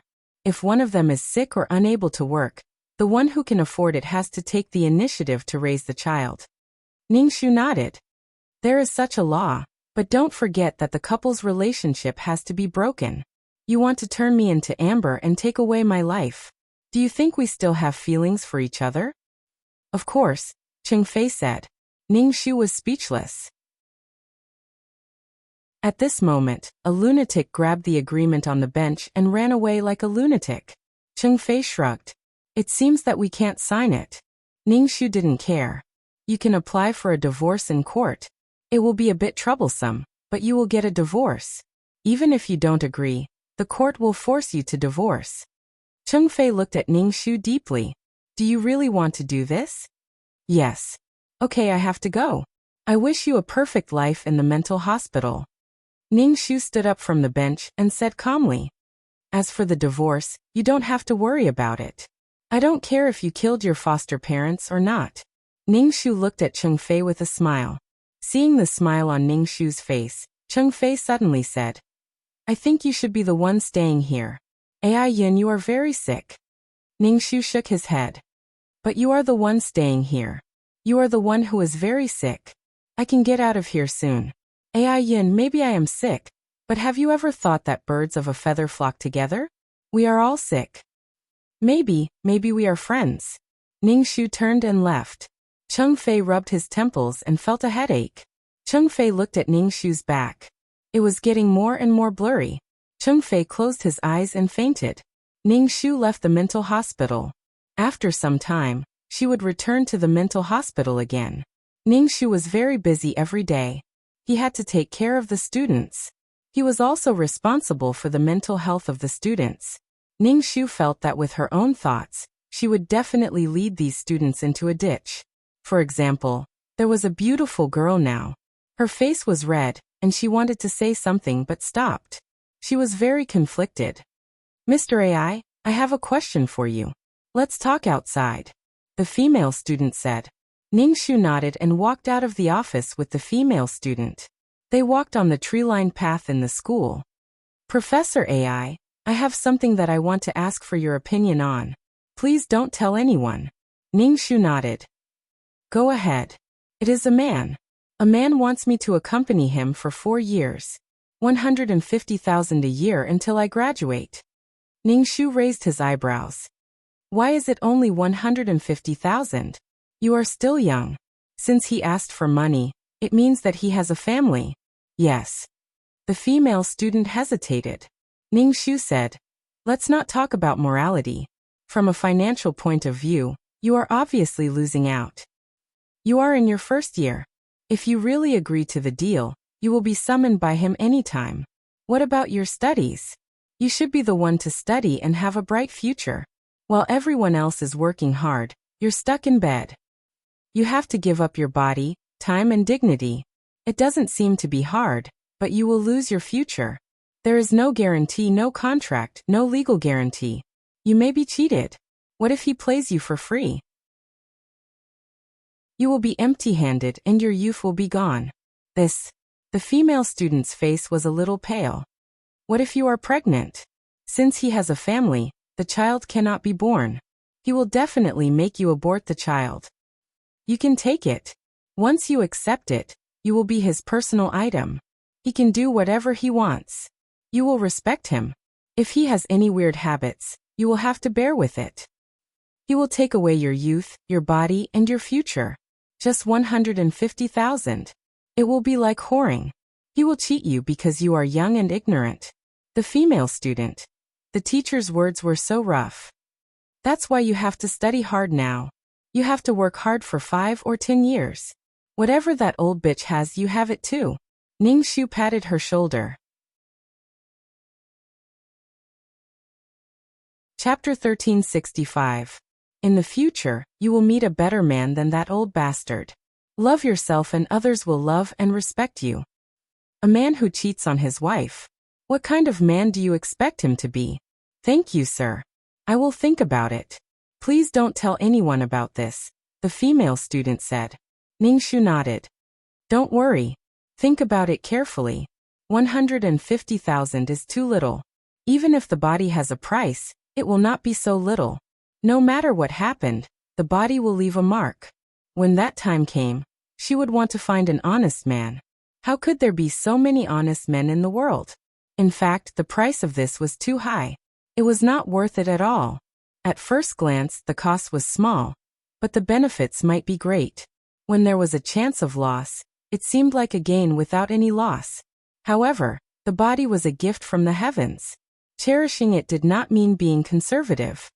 Sir, for someone like you, your husband must love you very much, the female student said. Ningshu was speechless. He loved you so much that he wanted to kill you. Ningshu went to the court to apply for a divorce. She did not feel safe living with a crazy husband who wanted to kill her at any time. The court would definitely agree to the divorce. There was no need for a divorce certificate to dissolve the marriage. After a while, Ningshu went to see Cheng Fei. He saw that Cheng Fei's movements were a little stiff. It was a little like Parkinson's. Cheng Fei saw Ningshu and slowly sat down on the chair. Ningshu said, I haven't seen you for a while. Your bones are rusty. Cheng Fei rubbed his legs and looked at Ningshu. I might have Parkinson's. Maybe the next time you come, my brain will have shrunk and I will have dementia. I will not recognize you anymore, Cheng Fei said. Ningshu sat beside him. How do you know that you have Parkinson's? I am a doctor. Ningshu just nodded and did not say anything. I thought about it and felt that there are some things that I should tell you. Ningshu nodded. Go ahead. I am listening. Chengfei asked, does my current condition have anything to do with you? Of course it doesn't matter. Do you think I'm a god who can make you sick just because I want you to? Chengfei held Ningshu's hand. My biggest regret in this life is not being able to retain your beauty. Thank the heavens for not letting you keep my beauty. Ningshu clasped his hands together and prayed to the heavens. Chengfei tilted his head and looked at Ningshu. One day, you will understand me. In the passing of life, I will preserve my most beautiful moments forever. Time can't do anything about it. Ningshu rolled his eyes. I think I understand what you're saying. You're saying that people are going to die anyway, so they might as well commit suicide wisely. Is that right? Chengfei was a little confused. You've changed the concept. This is different. Ningshu stood up. I think it's the same. This time, I'm here to tell you that the court has ruled that we are divorced. So, we are no longer husband and wife. This is the last time that I'm here to see you. Ningshu looked around. Although it is surrounded by high walls, this place is quite suitable for retirement. Chengfei looked at Ningshu. Do you think that I can only spend the rest of my life in this place? No, I don't doubt your ability. I just mean that this place is quite suitable for you, Ningshu said. Chengfei smiled, but the muscles on his face were trembling uncontrollably. Chengfei had lost weight again. I have a passbook at home. You can use it. Thank you. I'm already working at the university and I get paid. I have already paid for your hospitalization fees. You can stay here for as long as you want. You don't have to thank me. Chengfei's eyes were full of smiles. He still looked like a pet that was baring its fangs and brandishing its claws. You can do whatever you want. I won't be angry. Ningshu was speechless. Ningshu took a deep breath. I'm not angry either. I'm leaving then. Take care of yourself and read more books when you are free. I brought a few books for you. Ningshu took out the books from his bag and placed them on the bench. Chengfei started reading. Conscience, Be a Good Person. The Education of Love. Are these for me? Chengfei tilted his head and asked. Ningshu nodded. Yes, these are for you. Read more. Chengfei smiled and said. Okay, I will read them. I like talking to you like this. Ningshu felt that her interaction with Chengfei was a little strange. But Chengfei was as steady as a mountain. She couldn't act rashly. So she had to be calm too. Chengfei waved to Ningshu. I hope to see you again next time. Maybe. Only ghosts would come. Ningshu walked out of the mental hospital. He raised his hand and looked at the silver needle between his fingers. The thin needle suddenly broke. Ningshu threw away the remaining half of the silver needle. The silver needles couldn't withstand the qi energy at all. It was just a little bit of qi energy, and the silver needles broke. The broken needle stayed in the acupuncture point. The force and the needle kept stimulating the acupuncture point. Ningshu walked down the mountain with her head held high and her chest puffed out. If Chengfei's brain really atrophied, he would be transferred to another hospital for treatment. So, she had to keep an eye on Chengfei's condition. She didn't know how long this mission would take. Ningshu started all kinds of exams. Now that he was a graduate student again, he had to get a certificate and become a professor. After all, being a mentor was too tough. It was easier to be a professor, but it was too tough in the early stages. Occasionally, Ningshu had to be a temporary translator. He didn't earn much, but he could communicate with people. Ningshu also went to the mental hospital. But he didn't meet Chengfei. He just wanted to see how Chengfei was doing. Chengfei's condition was more serious. His brain atrophied and he could only sit in a wheelchair. Chengfei's face was so thin that only a layer of skin was left. His chin was sharp, but his eyes were still calm. He flipped the pages with difficulty. He seemed to feel that someone was watching him. He turned around and met Ningshu's eyes. Ningshu was discovered. He stood up and walked to Chengfei. You're here. Chengfei closed the book and turned his neck to look at Ningshu. He looked at Ningshu carefully. You seem to be more beautiful. That's because I'm the most beautiful when I spread my wings, Ningshu said. I'm beautiful because of myself. It's a pity that you didn't preserve it. It would be better if you could keep this beauty forever, Chengfei said regretfully.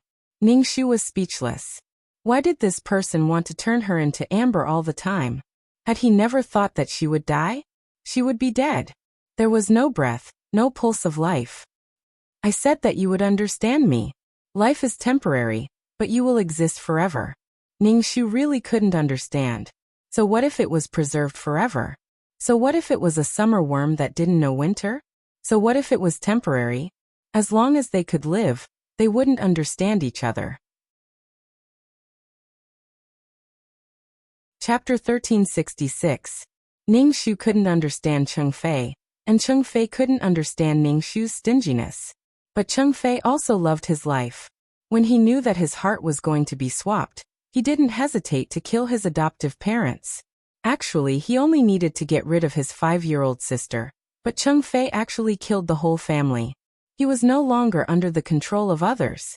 Chengfei sat in the wheelchair and tapped his leg unhurriedly, rubbing it occasionally. Ningxu said, "You've seen it. Hurry up and leave. It's dangerous here." Ningxu wiped his snot. "You should worry about yourself." Chengfei was already like this, and he was still like this. If one didn't know better, they would think that Chengfei really loved Ai Yin. Could Chengfei's situation be called love? Ningxu felt a little confused. Chengfei didn't treat Ai Yin well. He could do anything for Ai Yin, but he wanted to kill Ai Yin and make her into amber. He called it eternal life. Chengfei's current situation was basically caused by Ningxu. Chengfei could still face Ningxu calmly and care about her. Ningxu could only say that there was poison in the candy. To be precise, it was poison mixed with sugar. Ningxu felt that he should also care about Chengfei. "You have to be well too. The next time I come, I don't want to see you lying on the bed and not recognize me." Chengfei smiled. "Don't worry. At least the next time you come to see me, I'll still recognize you." Ningxu smiled, put down the fruit and left. "Ai Yin." Chengfei called out to Ningxu. Ningxu turned to look at him. Chengfei looked at Ningxu with sparkling eyes. "The most charming smile when you turn around. You're so beautiful." Ningxu. Suddenly he felt like he had turned into a surf singing. She had become a beauty. However, Ningxu felt that Chengfei's aesthetic sense was a little different from ordinary people. Ai Yun's appearance wasn't enough to make Chengfei have the urge to turn her into amber. Everyone wanted to meet someone who could appreciate their beauty, but for someone like Chengfei, forget it. Chengfei pushed the wheelchair to Ningxu with difficulty. He looked at Ningxu. "Your lips are very beautiful. They're suitable for kissing, and saying that you love me. Can I kiss you?" Chengfei stretched out his long arm, wanting to hold Ningxu's waist. Ningxu took a step back, avoiding Chengfei's hand. "No." The corners of Chengfei's mouth curled up and his eyes sparkled. "You're even more beautiful like this." Ningxu tilted her head and remained expressionless. Chengfei was flirting with her. "You're very handsome too. I'll allow you to kiss me." Ningxu. Ningxu turned around and left. She waved her hand without looking back. "I don't get close to disabled people." Chengfei crossed his fingers and placed them on his lap. He looked at Ningxu's back view calmly. When Ningxu's back view disappeared, Chengfei lowered his head and rubbed his forehead. There was cold sweat on his forehead. His head was hurting. Chengfei requested to transfer to another hospital for treatment.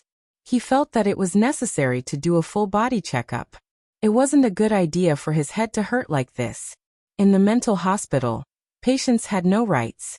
Chengfei said that he had a headache and couldn't move, but the doctor said that he was hallucinating. He hallucinated that he had a headache and couldn't stand up. Chengfei was rejected, but he didn't say anything. But the next night, Chengfei's attending doctor was killed by a crazy patient. He stabbed a sharp wooden stick into his eyeball and couldn't be saved. Chengfei requested for treatment again. The mental hospital was in a state of panic. Chengfei's transfer was approved after he applied to the higher-ups. Ningxu didn't know that Chengfei was transferred to another hospital.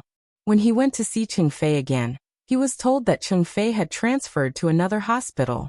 Ningxu asked which hospital Chengfei went to and rushed to the hospital. Ningxu was shocked. Cheng Fei actually came out of the mental hospital. How could he describe this feeling? It was as if an ancient giant Tyrannosaurus Rex had come back to life and was rampaging in this world. Ningshu arrived at the hospital and asked for Cheng Fei's ward. Ningshu rushed to the ward and opened the door. He saw Cheng Fei reading a book. He was really studious. His hands never left the book. Why did you suddenly transfer to another hospital?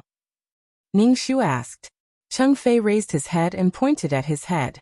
I'm sick. Cheng Fei closed the book. There's a needle as thin as a cow's hair in my head. It's destroying my brain tissue. Ningshu raised his eyebrows and asked, how should we deal with it? Do you want to operate? Cheng Fei shook his head. It's too risky. No doctor will operate on me. Also, the needle will move. There's no way to locate it. The operation will be very difficult. Cheng Fei said calmly as if he was not a patient. Ningshu sighed softly. That means you won't go back to the mental hospital? Cheng Fei thought for a while and said, maybe I won't go back. I can file an appeal. Out of humanitarianism, I might not go back. Ningshu, that means Cheng Fei will be acquitted. Ningshu picked up an apple and said while peeling it, leave the mental hospital? Cheng Fei, you seem to be mentally ill. How can they let you leave the mental hospital? Cheng Fei said nonchalantly, if I'm mentally strong enough to live alone, I'll naturally be able to leave the asylum. Mental illness will recur. The government won't let you leave. Ningshu said as he chewed on the apple. Damn, Cheng Fei's consciousness is so clear. He doesn't look like a psychopath or a dementia. It's too crazy. Ningshu really wants to strangle him. Ningshu threw the apple core and looked at Cheng Fei. Trust me, you will definitely go back to the mental hospital and retire there. Cheng Fei smiled. Ai Yun, you don't want to see me so much. But I'm the nightmare in your life. You can't get rid of me. Speak properly. Don't be so artistic. There's nothing you can't get rid of. Ningshu rolled his eyes. Cheng Fei looked at Ningshu gently. I hope you will always be so beautiful. I will. I will be very beautiful. Ningshu didn't want to hear the word beautiful now. Ningshu pulled the blanket for Cheng Fei. Cheng Fei looked at her. You hate me and are afraid of me. Why are you still doing these things? Ningshu waved his hand. Don't you want to kill me too? Why are you still acting so affectionate? How can I not cooperate with you? He couldn't ask her to fly into a rage. Fear and dread would only encourage perverted pleasure. Seeing other people's misfortune was their goal in life. But it seemed like Cheng Fei did it for beauty, eternal beauty. He was still perverted. Ningshu asked the doctor about Cheng Fei's condition. The doctor said Cheng Fei's condition wasn't good. It was mainly because of the moving needles. Ningshu didn't want Cheng Fei to leave the mental hospital. Although Cheng Fei said he was a humanitarian, the possibility of him leaving the mental hospital was small. Chapter 1367. Cheng Fei had already been diagnosed as a lunatic. Now that there was something wrong with his brain, it was certain that he was mentally ill. They probably wouldn't let him out of the mental hospital. They were afraid that Cheng Fei would run away. If he really ran away, the AI family would live in fear. Who knew what Cheng Fei would do? Although there were policemen guarding the door, Ningshu was still worried. She went to the hospital to check on Cheng Fei every day. After the diagnosis was made, Cheng Fei was sent back to the mental hospital. Because there was no way to treat him, Cheng Fei was basically at death's door. Ningshu looked at Cheng Fei, who was in a wheelchair being pushed into the car. Cheng Fei turned to Ningshu and smiled. He didn't apply wax on his hair. His hair was loose and hung on his forehead. When he smiled like this, he looked very bright and young. Ningshu was still worried. She took a taxi and followed the car all the way to the entrance of the mental hospital. She watched Cheng Fei being pushed into the mental hospital. Ningshu followed them in, and watched as Cheng Fei was pushed into the ward. Ningshu heaved a sigh of relief. Ningshu didn't dare to let down her guard when dealing with Cheng Fei, especially when she heard from the nurse that Cheng Fei's doctor was dead. Almost instantly, Ningshu felt that it was Cheng Fei's doing without even thinking. Ningshu said to Cheng Fei, "Don't worry. I won't run away. Besides, where can I run to in this state? Anyway, I don't have much time left. I'll just live a quiet life." Fei said calmly. Ningxu was speechless. No one knew if he was really calm or if he was pretending. Ningxu didn't care what Fei was thinking. As long as Fei was in the mental hospital, she didn't care whether he was dead or alive. Fei said, "One day, you'll understand my thoughts. When you're old and gray-haired, you'll be waiting for this decay. At that time, you'll regret not leaving behind your best years, your most beautiful years. Even if I regret it, it's my business." Fei heaved a sigh. His brows were tightly knitted, and there was cold sweat on his forehead. He shook his head and lay down. It was probably a headache. Ningxu was indifferent to Fei's pain. Fei's face was a little pale. He calmly said to Ningxu, "Leave. I don't want you to see me like this." Ningxu did not say a word. He turned around and left. No one wanted to see you. The missions in this world really made Ningxu feel mentally and physically exhausted. In such a legal society, Fei didn't take human life seriously, but she couldn't get herself into trouble just to take revenge on Fei. He couldn't become a murderer. Ningxu wondered if he would fail this quest. The needle in Fei's brain would definitely make him extremely uncomfortable. How could Fei not die from the pain? If she could not complete the mission, would she have to stay in this world for the rest of her life? It was impossible for him to do it for the rest of his life. He would only be judged as a failure by the system. Fei was a cockroach that couldn't be killed. Ningxu returned home and looked at the two elders of the AI family. The people who should have died in the plot were at least still alive. It was a comfort. Otherwise, it would really be a sad thing. Ningxu had learned a skill from Fei. No matter what she did, she had to make sure that she left no traces behind. Even if the truth was revealed, no one could do anything about it. Ningxu didn't have any useful evidence to know that Fei did it. But there was no evidence, no confession, nothing. There was nothing he could do. He was meticulous. Even if he left something behind, it was useless. Even if he died, he wouldn't say anything that was harmful to him. Ningxu sat on the sofa and closed his eyes to rest. Running here and there was simply too tiring. Ningxu even felt that Fei was laughing at him in his heart. It didn't matter. If he could run, it meant that he was still alive. Now Fei couldn't run anymore. He was tortured. Thinking of this, Ningxu felt that it was cute.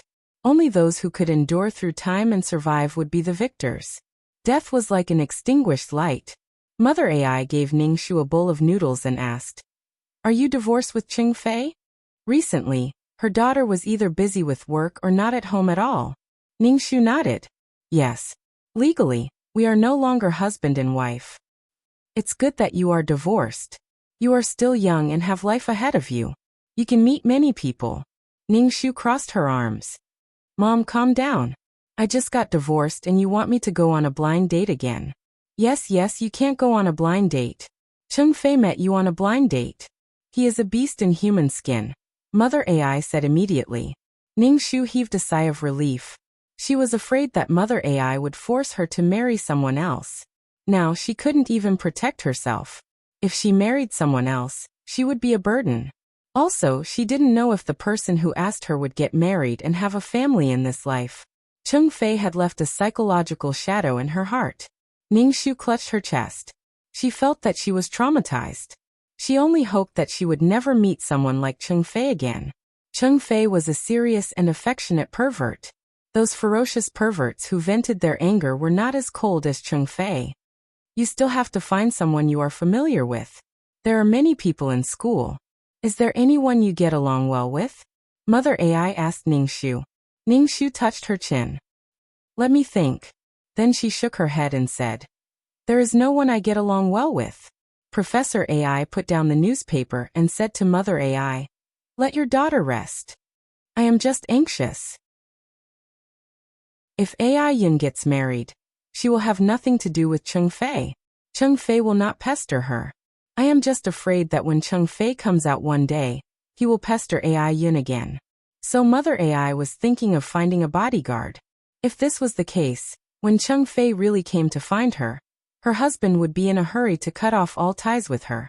Professor AI said impatiently, "Who can be relied on these days? Just find someone. If it is someone like Fei again, What should we do? We're already half dead. If another one comes, our family won't be able to live anymore. Let's wait for the marriage. Ningshu gave Professor AI a thumbs up. Marriage was a woman's second reincarnation. It was fine if she met a scumbag, but if she met a life-threatening person, it would be an unbearable pain in her life. Don't treat a scumbag as a flower by the river. Mother AI liked Cheng Fei so much before, but now there was no knowing what was in a person's heart. Ningshu was willing to believe in others, but he believed in himself more. He would never betray himself. He would never give up his determination to become stronger.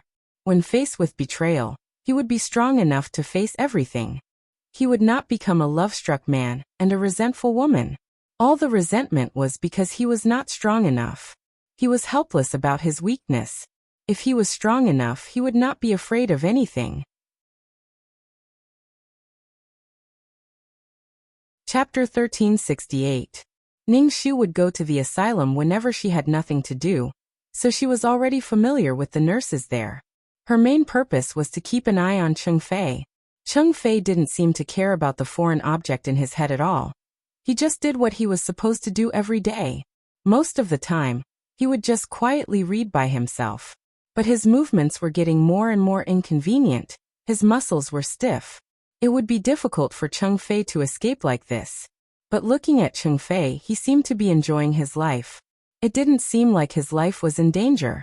Was Cheng Fei afraid that he wouldn't be able to see the sun tomorrow?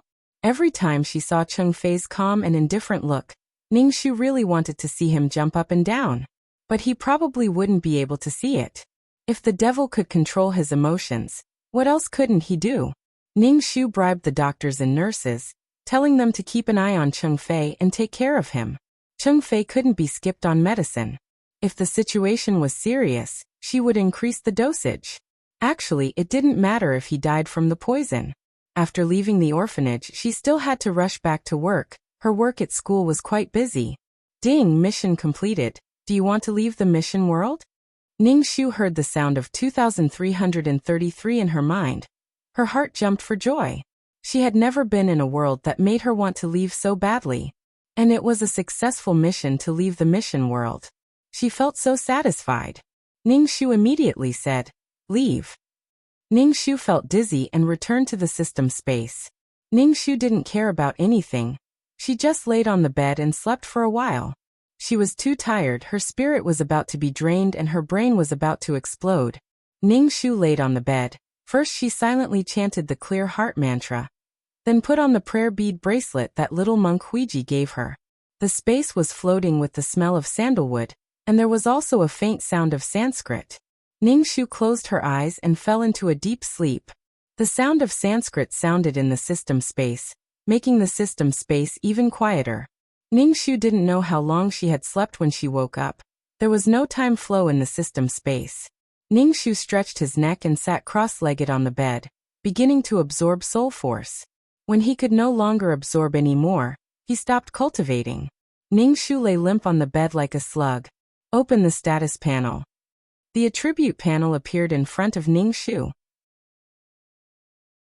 Name, Ningshu. Age, 27 points, 80 million soul value, 350 HP, 141 wisdom, 404 charm, 269 spiritual power, 300 faith, 26515 combat power, 432 aptitude, 179 merit, 14170 skills. 5th ring shooting technique, intermediate combat technique, exceptional martial arts proficiency, intermediate poison technique, beginner business management knowledge, beginner code programming, beginner lawyer skills, beginner ghost catching skills. Honorary titles: Goddess of War, Selfless Ancestor Tools, Calm Aura, Tranquil Pill, Faith Aura, Amulet 4, Upgraded Amulet 2 Aura.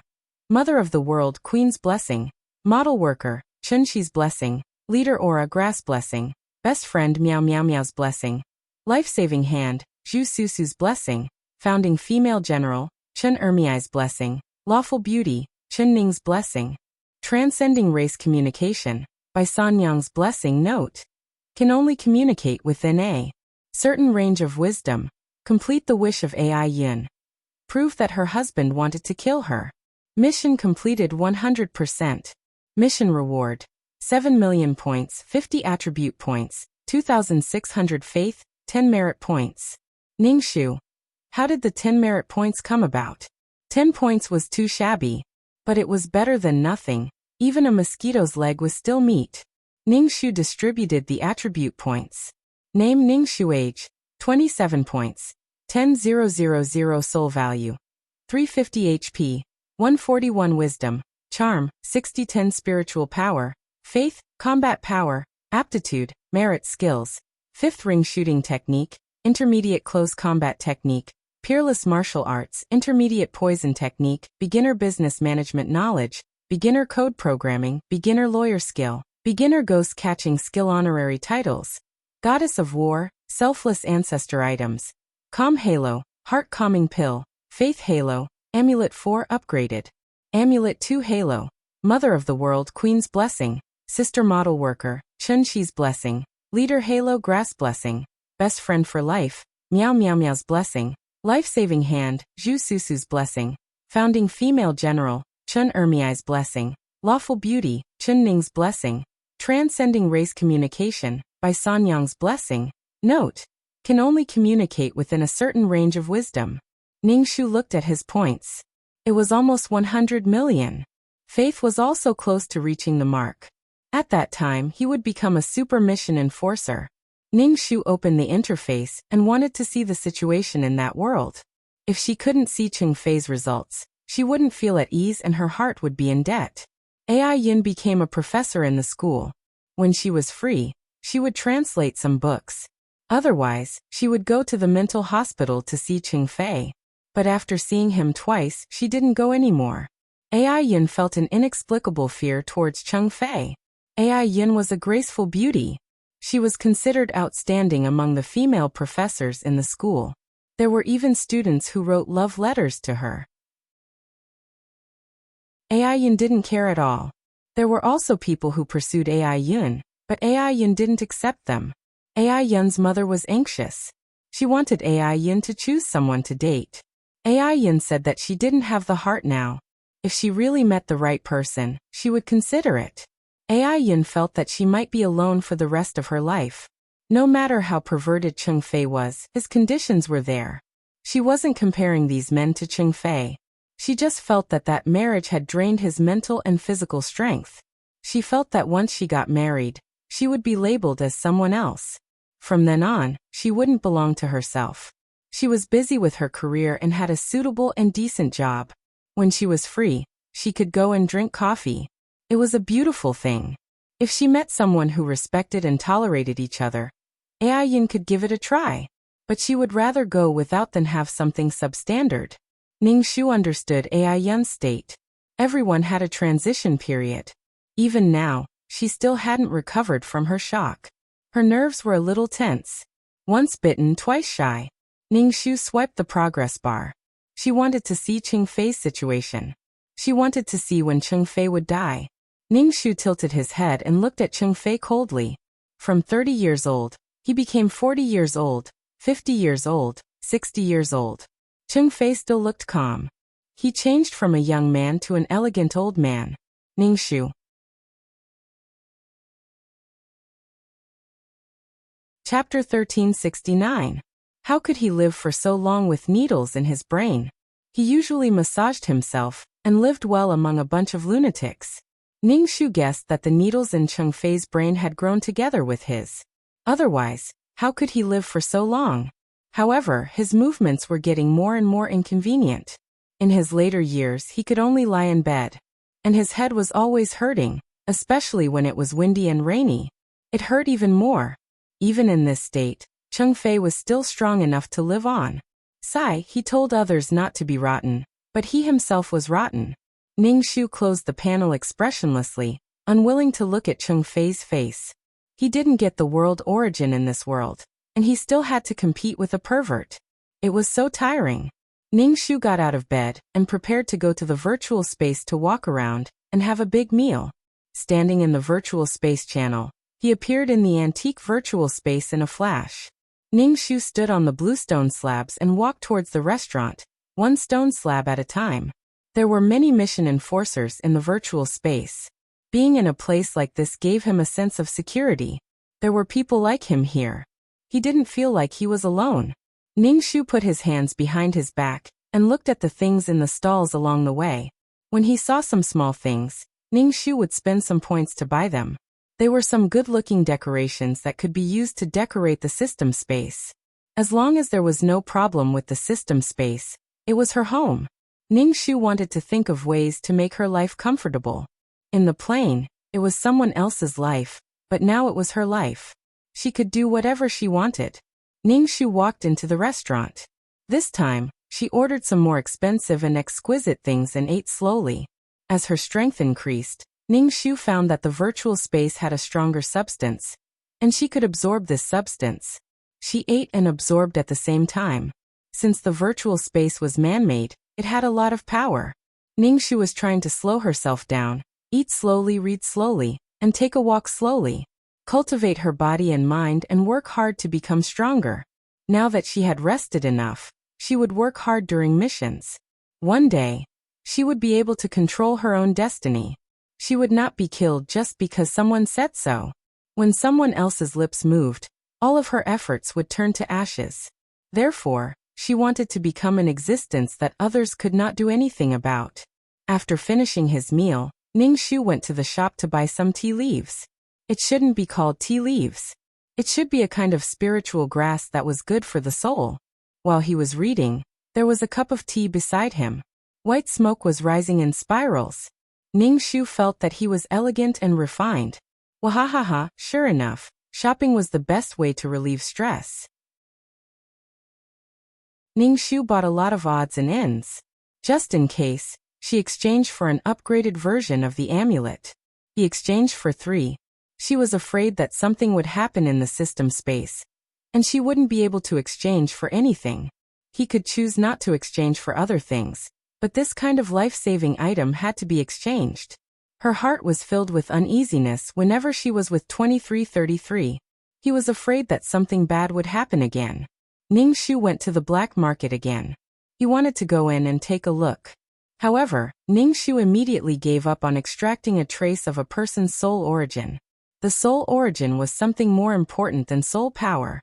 With the soul origin, even if there was no soul power, there was still a chance of reincarnation. However, without the soul origin, there was nothing. Although it was only a trace, Ningxu was still very resistant.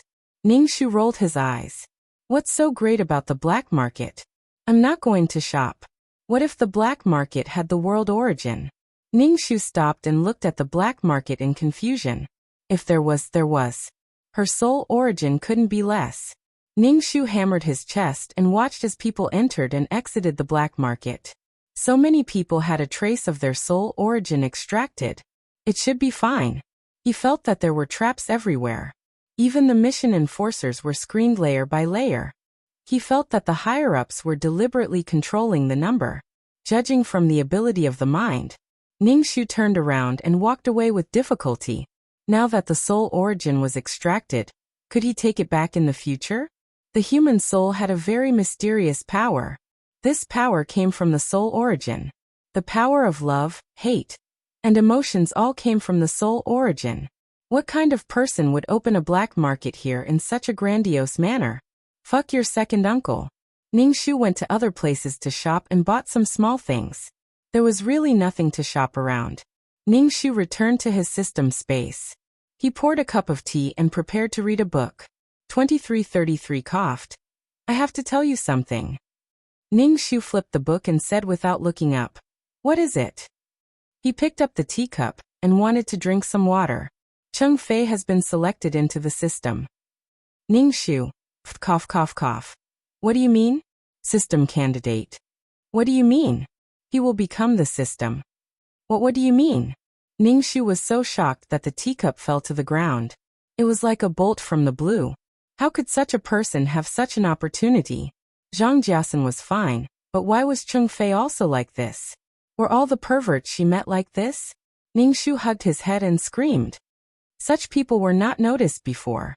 But if they are discovered to have a special side, as long as they are qualified, they will be recruited. Talents are not restricted to one category. They are called talents. Aren't they talents? They are much better than most people. Mission enforcers are not only good people, but also bad people.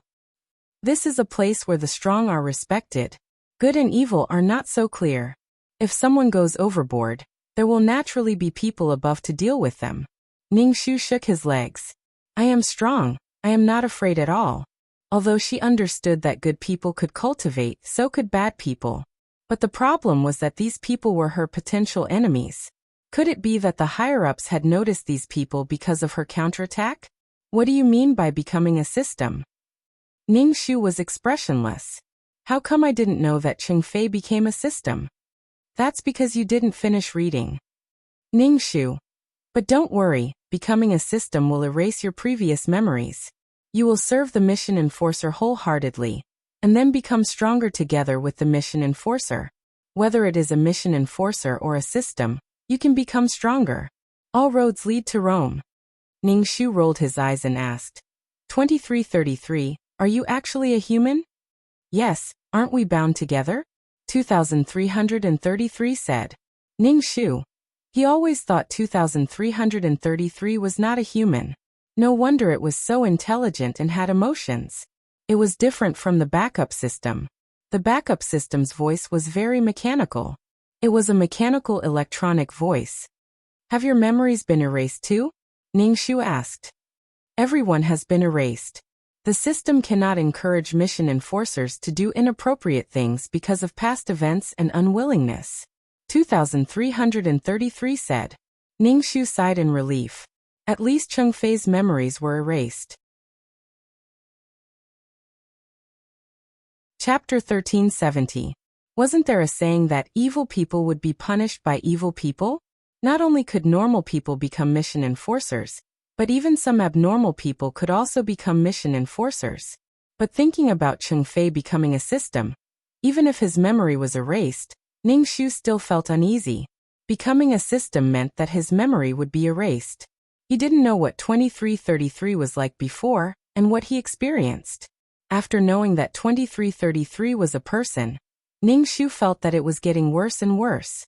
Before, he only thought that 2333's intelligence was a life beyond his imagination, but it was a person. How ridiculous. Thinking about 2333's stupid past, Ningxu really wanted to wipe away his bitter tears. Is it possible that Chengfei's memory won't be erased? Ningxu asked worriedly. 2333 said, do you really think Chengfei is invincible? Is there no one in this world who can stop him? The people above are not to be trifled with. Ningxu was a little relieved. Whatever. It was already like this.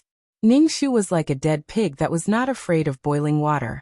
When she was strong, no one could do anything to her. So what if there were 10 Chengfeis? Come on. Ningxu asked 2333 curiously. Have you never thought about recovering your memory? No, I have never thought about it.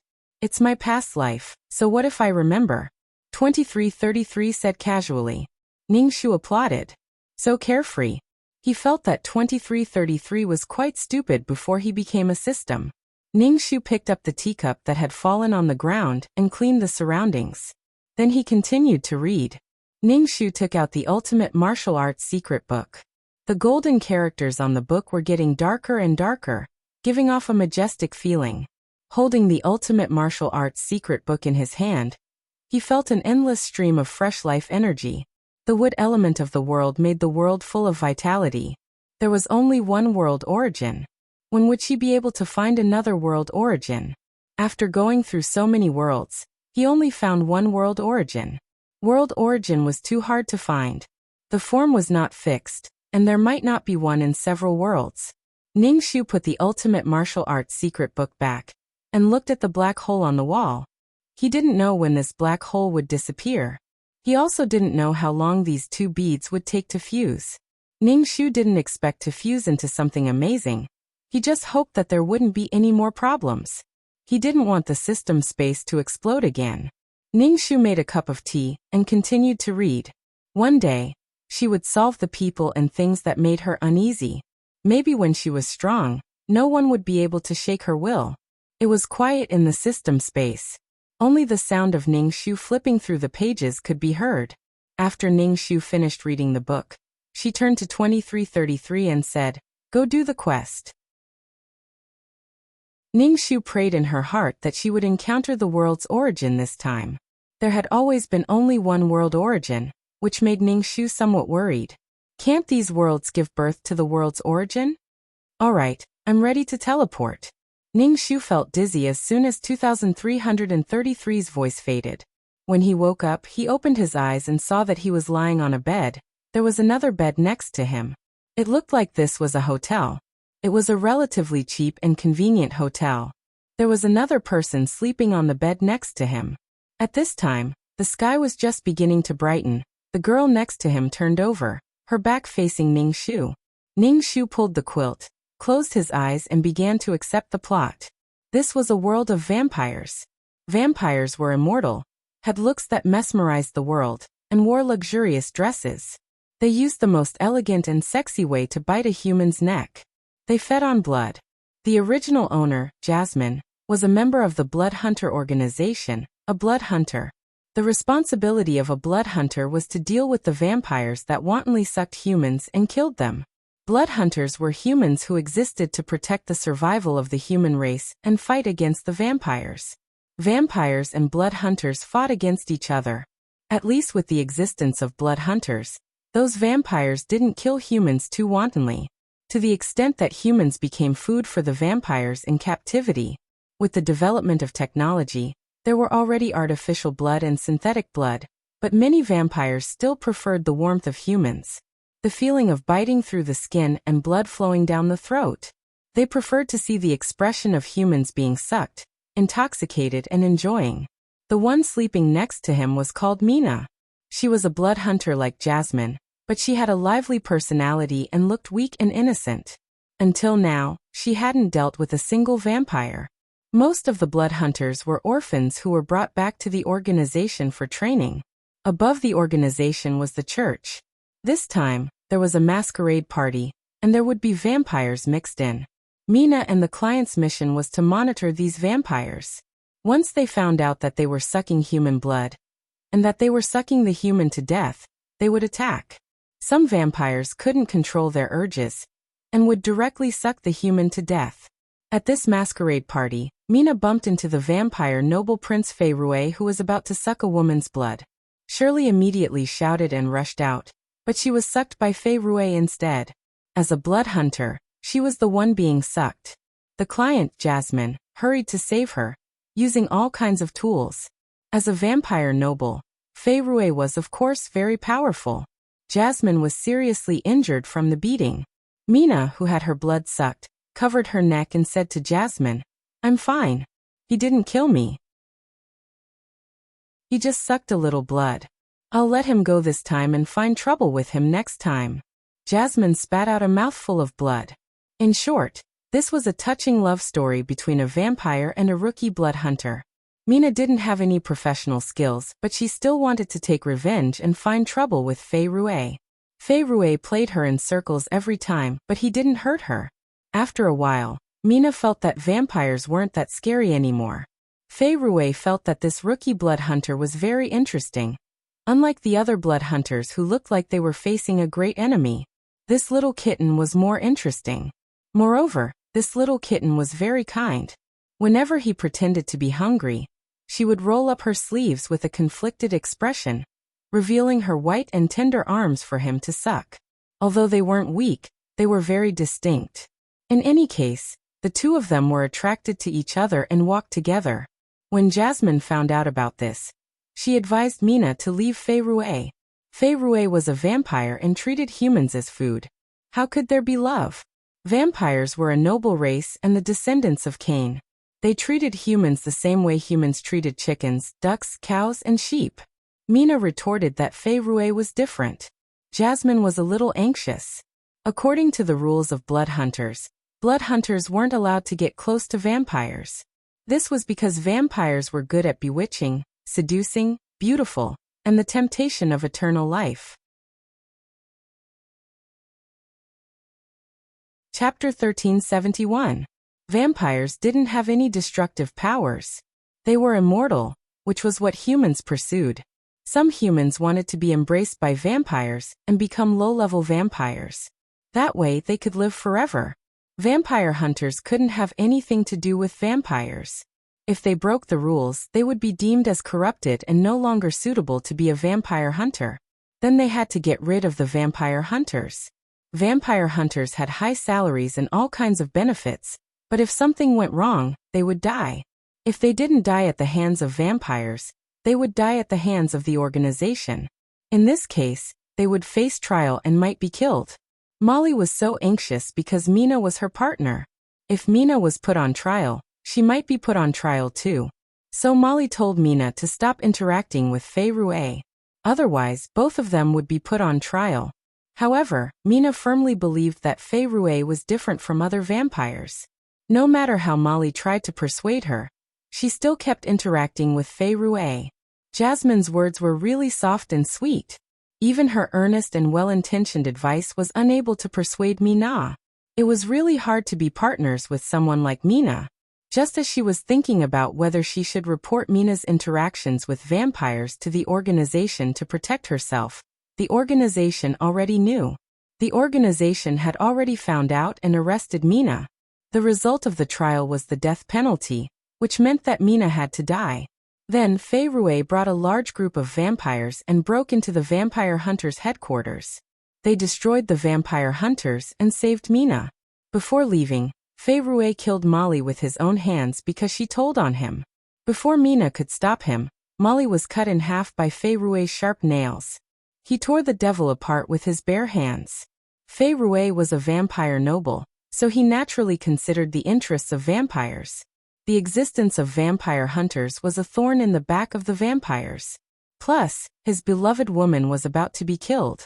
In a fit of anger, he destroyed the vampire hunters. Mina didn't care about the extinction of the vampire hunters. From the moment she was sentenced to death, Mina knew that the vampire hunters were a ruthless organization. It was only after growing up here that he realized how cruel this place was. Killing was as easy as killing. She was disappointed, shocked, and finally relieved. Mina naturally left with Fei Rue. Later, Fei Rue gave her the embrace. She had the ability to live forever, and kept her youthful appearance. Forever with Fairy. Jasmine's only wish was to live. If she could do it again, she would definitely succeed in snitching on them. She definitely wouldn't let the adulterous couple have an easy time. Ningxu was speechless. Ningxu felt that Jasmine had quite a temper. Fei Rue said that he would kill her if she told on him. This time, she was going to succeed. She had the ability to seduce him, yet she was still afraid of others talking about it. After Ningxu accepted the plot, he glanced at Mina, who was sleeping on the bed next to his. After accepting the plot, Ningxu had a preliminary impression of Shirley. Kindness. Other than kindness, there was nothing good about her. She had no ability, no skills, and no confidence. Moreover, her kindness was only for vampires. So many vampire hunters had died, but she had never shown any kindness. Completely ignoring the people who were killed by the vampires, why didn't they show any mercy? She was obviously a blood hunter, but she actually took pity on vampires and even hooked up with them in the end. Kindness was picky. If Fei Rue was ugly, things wouldn't be the same. Everything was just an excuse for love. There was one trait of kindness that made her worthy of love. Ningxu only wanted to say, "Kindness my ass." She didn't even know her own role, and was a burden to her teammates. Once she dealt with vampires, she would be flustered. Ningxu began to cultivate on the bed. This time, he was dealing with a vampire noble who had lived for who knew how long. Fei Rue's ability wasn't just for show. With a large group of vampires and a halo around him, he was able to eliminate the vampire hunters. After that, no one could restrain the vampires anymore. This was Mina's kindness. She did something wrong and was punished, but she still felt wronged. She didn't know her own role. This was a modern world. There wasn't much spirit energy, but at least there was some. After cultivating until dawn, there was only a trace of energy in his dantian that was so small that it couldn't be seen. And this was with the help of his peerless martial arts. Mina's eyelashes fluttered, and she was about to wake up. Ningxu stopped and got out of bed to wash up. When he came out of the bathroom, he saw Shirley hugging her blanket and refusing to get up. Mina's personality wasn't suitable to be a vampire hunter, but she grew up in the organization, so naturally, she could only become one. He didn't know if Mina had a screw loose in her head, but she couldn't learn any of the skills that a vampire hunter should learn. And Jasmine, who was about the same age as her, became her partner. Basically, it was a mess. Both of them didn't perform well. The useless Mina naturally had someone to take over. She wasn't completely useless. In fact, Mina had a delicate and cute appearance. She was innocent and kind. Jasmine, are we going to the masquerade ball tonight in formal attire? Mina sat up and asked Ningshu.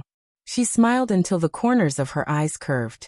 Her skin was snow white, and there were blue veins on her neck that flowed with blood.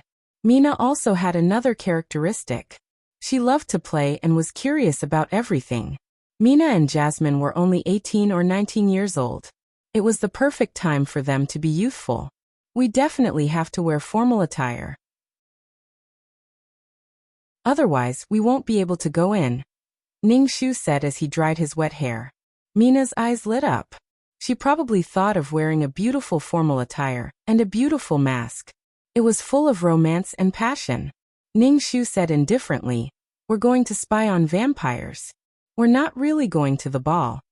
Mina hugged a pillow and said, "We're going to spy on vampires. But you don't have to be so serious. There are so many people. The vampires won't dare to do anything." Ningshu looked at Mina and asked, "What kind of existence do you think vampires are?" "Vampires are people cursed by the heavens. They are cursed to be immortal and live for an unknown number of years," Mina said. Ningshu raised his eyebrows.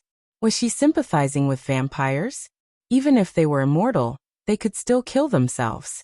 Vampires aren't as pitiful as you think. Wealth, longevity, and eternal youth. Vampires can easily obtain these things. They're above humans. It's not your place to sympathize. Ningshu looked at Mina. Don't forget that you're a vampire hunter. The purpose of a vampire hunter's existence is to restrain vampires. Humans don't make blood now. Actually, humans and vampires can coexist peacefully, Mina said. Ningshu's expression didn't change. Can you make vampires drink coagulant to make human blood? Mina's expression turned awkward. How could she make vampires drink human blood? They wouldn't listen to her at all. So you have to know your place. You're a vampire hunter. You can't have any connections with vampires. Otherwise, I'll be in trouble too. Mina couldn't help but pout. It's not easy to come out, and you're still lecturing me. Chapter 1372. Mina was a little annoyed. Since you're already here, don't be like those old fogies of the vampire hunters. Let's go prepare the formal attire. I've never attended a masquerade ball before. I heard that everyone is wearing a mask and no one knows each other. Mina changed the topic. Ningshu casually nodded. Go ahead, I still have something to do. Mina was a little disappointed. Okay. Mina packed her things, washed up, and then left the convenience hotel. As soon as Mina left, Ningshu sat cross-legged on the bed and began to cultivate. It was better to sharpen one's spear before the battle. Otherwise, he wouldn't be able to fight back against Fei Rue. With the attraction between Fei Rue and Mina, they would definitely be together. In the end, Mina even became a vampire. In fact, Mina's heart yearned for such a noble, mysterious, and dangerous species. It was a classic case of being in one's camp but being in another's camp. In addition, the vampire hunters wanted to punish Mina, so Mina's heart was completely cut off. Mina still hadn't returned by noon. She sent a message to Ningshu, saying that she was still shopping and told Ningshu to go eat by himself. Ningshu didn't care and pulled out a box from under the bed. In the box were some tools to kill vampires, garlic liquid, crosses, and holy water. The holy water was given by the organization. Ningshu sniffed the holy water. He didn't know what it was, but it was full of yang energy. Vampires belonged to the yin attribute. Weaker vampires would be turned into ashes by the sunlight. Only strong vampires weren't afraid of sunlight. Vampires also had many restrictions. These things had to be brought to the banquet. Fei Rue would suck a woman's blood. and then Mina would jump out to stop him. In the end, she would be the punching bag. Ningxu was annoyed by people like Mina. Not to mention the Holy Mother's light illuminating the world. At least she would do her job well, which was helping others. Her client, Jasmine, always followed behind her to clean up her messes. The reason was that the two of them were partners. In any case, Mina and Jasmine didn't have much status among the vampire hunters. It was because their performance wasn't outstanding. This time, the higher-ups sent them to monitor the masquerade ball. This mission couldn't fail. Otherwise, it would be really hard to report back. Ningxu left the hotel and went to a small noodle shop to eat something. Then he went back to continue his cultivation. Mina still hadn't returned. She was probably playing somewhere.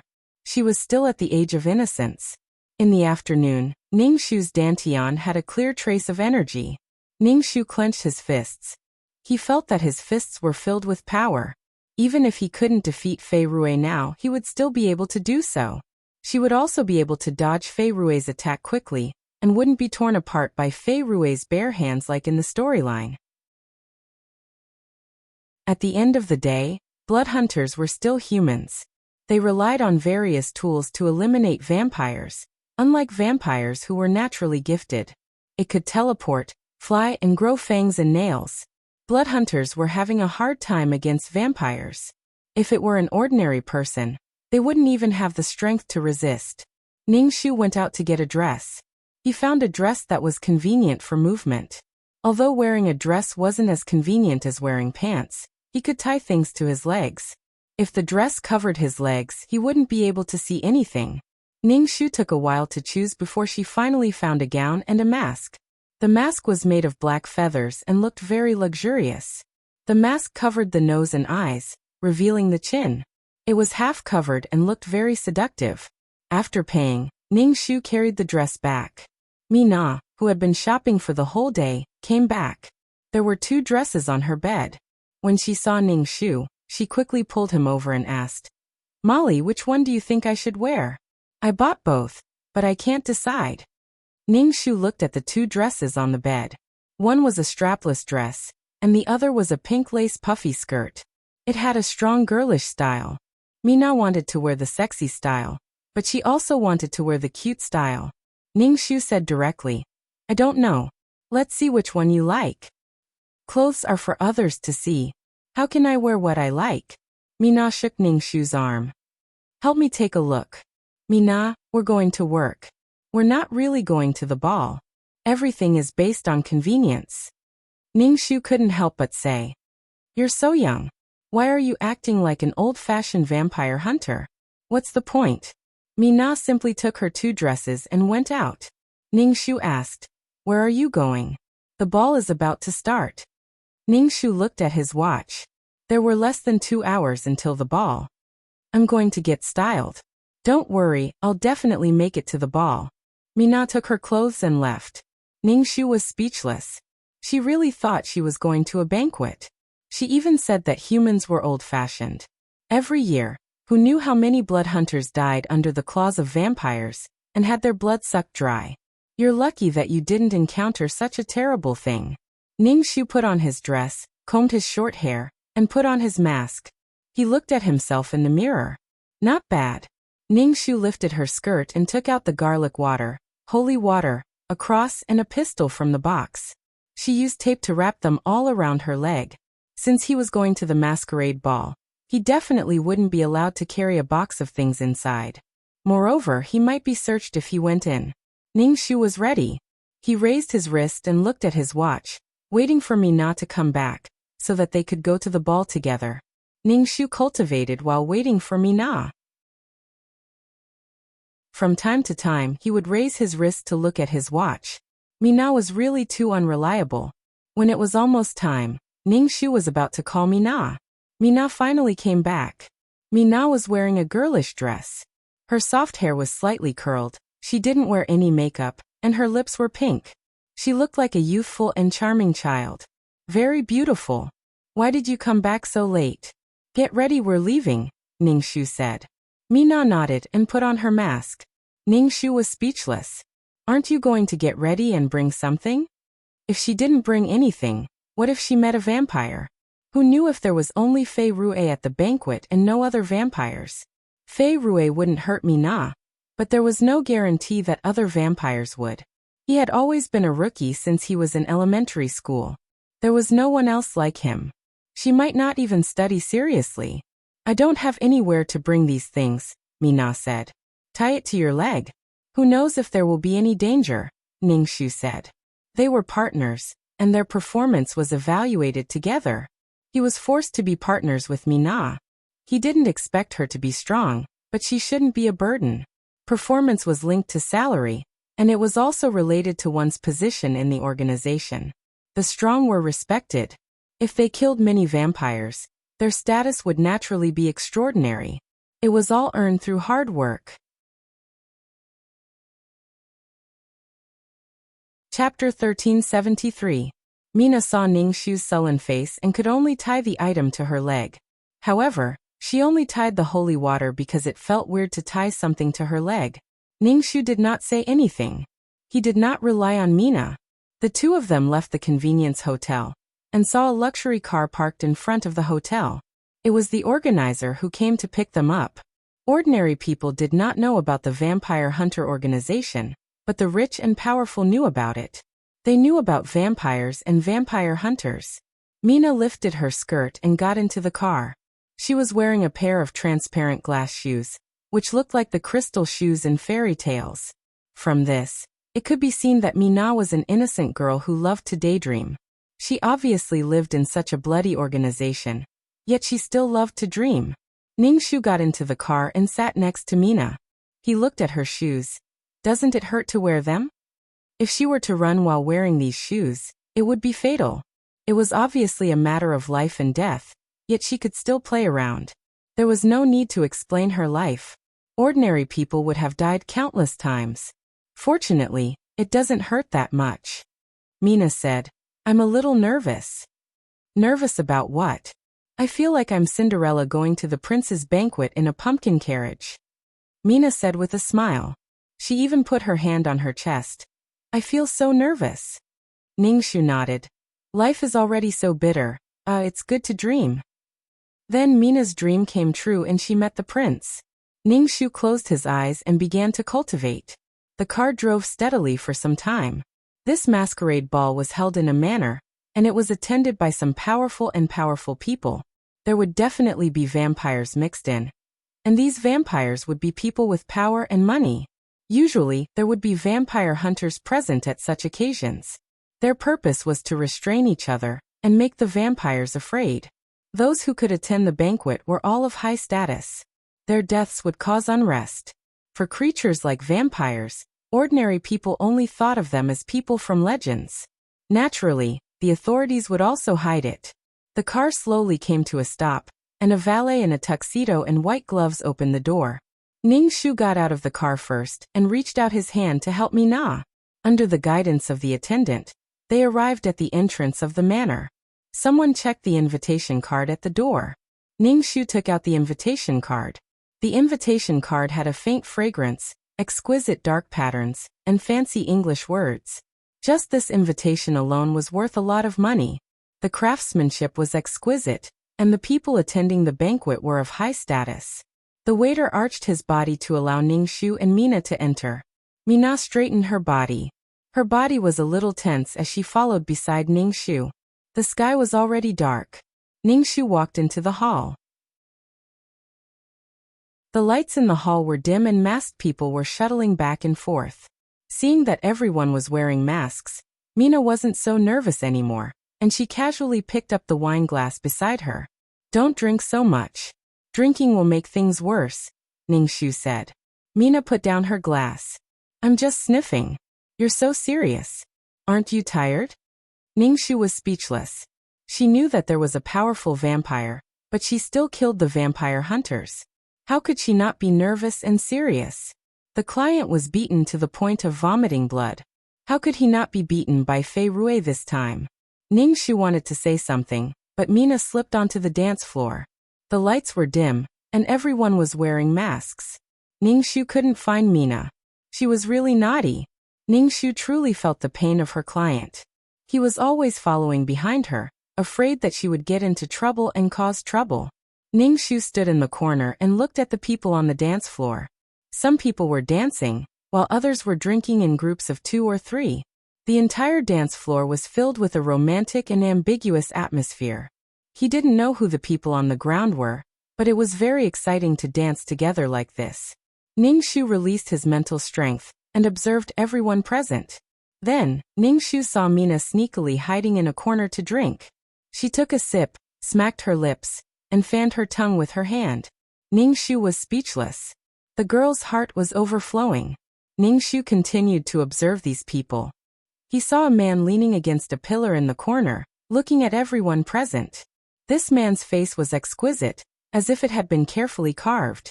His face was very pale, without a trace of blood. He was wearing an exquisitely tailored suit, and there was a pocket watch hanging on his chest. The pure gold chain of the watch was exposed. He looked noble and elegant, like an elegant noble from the Middle Ages. His pale, slender hand held a wine glass. There was bright red wine in the glass, and it was swaying slightly like fresh blood. His gaze seemed to be looking for prey, as if he felt that someone was spying on him. He turned his head and looked in Ningxu's direction. His eyes were a little red. When vampires were angry, their eyes would turn red. Ningxu retracted his mental strength almost instantly, and took a sip of wine. Fei Rui's gaze scanned Ningxu's surroundings. He frowned slightly, and there was a trace of doubt on his pale face. He felt that someone was spying on him, and the other party immediately looked away. Could it be the vampire hunters? Fei Rui's lips curled up. Interesting. Fei Rui drank the wine in his glass, put on his mask, and walked toward a tall and slender woman. Obviously, this woman was Fei Rui's target. Fei Rui was a powerful vampire noble. He wouldn't suck someone to death. At most, he would taste fresh blood. Ningxu stared at Fei Rui. He bent down slightly, stretched out one hand, and placed the other hand on his heart. He was very gentlemanly, inviting the woman to dance. The woman placed her hand on Fei Rui's hand. The two of them stepped onto the dance floor and danced close to each other. Ningxu wondered if he should intervene. Fei Rui was very powerful, and she probably wasn't his match now. The two of them danced out of the hall and went outside.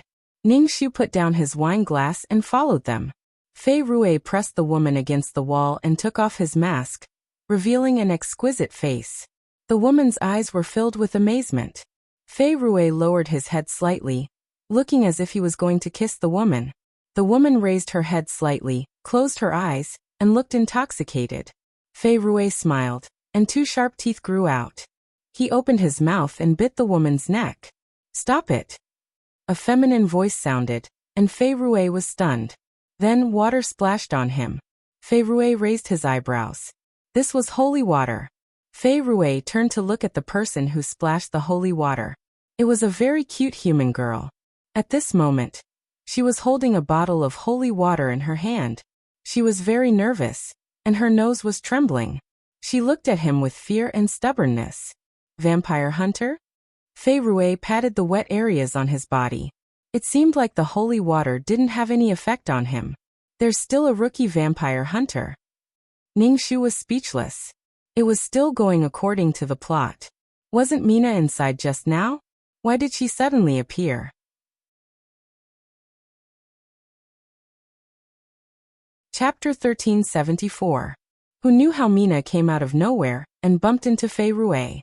She even splashed the holy water on Fei Rui. However, it didn't seem to be of any use. Instead, she put herself in danger. Ningxu hid at the side and watched the situation unfold. At least Mina's life wasn't in danger. The woman that Fei Rui had chosen had thought that she would have a romantic encounter with such an exquisite man. Moreover, this man had an aristocratic aura, which meant that he wasn't an ordinary person. It took 3 generations for one aristocrat to be born in a wealthy family, which meant that this man's family was very rich. Therefore, he was disgusted by this girl who had suddenly appeared out of nowhere, especially with her young face. "What are you doing? Don't you have any manners?" the woman said, sounding a little aggressive. "Why aren't you leaving?" Mina stared at Fei Rui nervously and immediately said, "He's a vampire." Don't be fooled by him. He just grew fangs and wants to bite your neck. Mina pointed at Fei Rui. The woman looked at Fei Rui. Fei Rui's fangs were already gone. He looked normal. The woman's expression immediately darkened. She thought that Mina was trying to attract the man's attention. What vampire? Why aren't you leaving? Which family are you from? He's really a vampire. You have to believe me. Mina was so anxious that the tip of her nose was sweating. Fei Rui looked at Mina with a teasing gaze.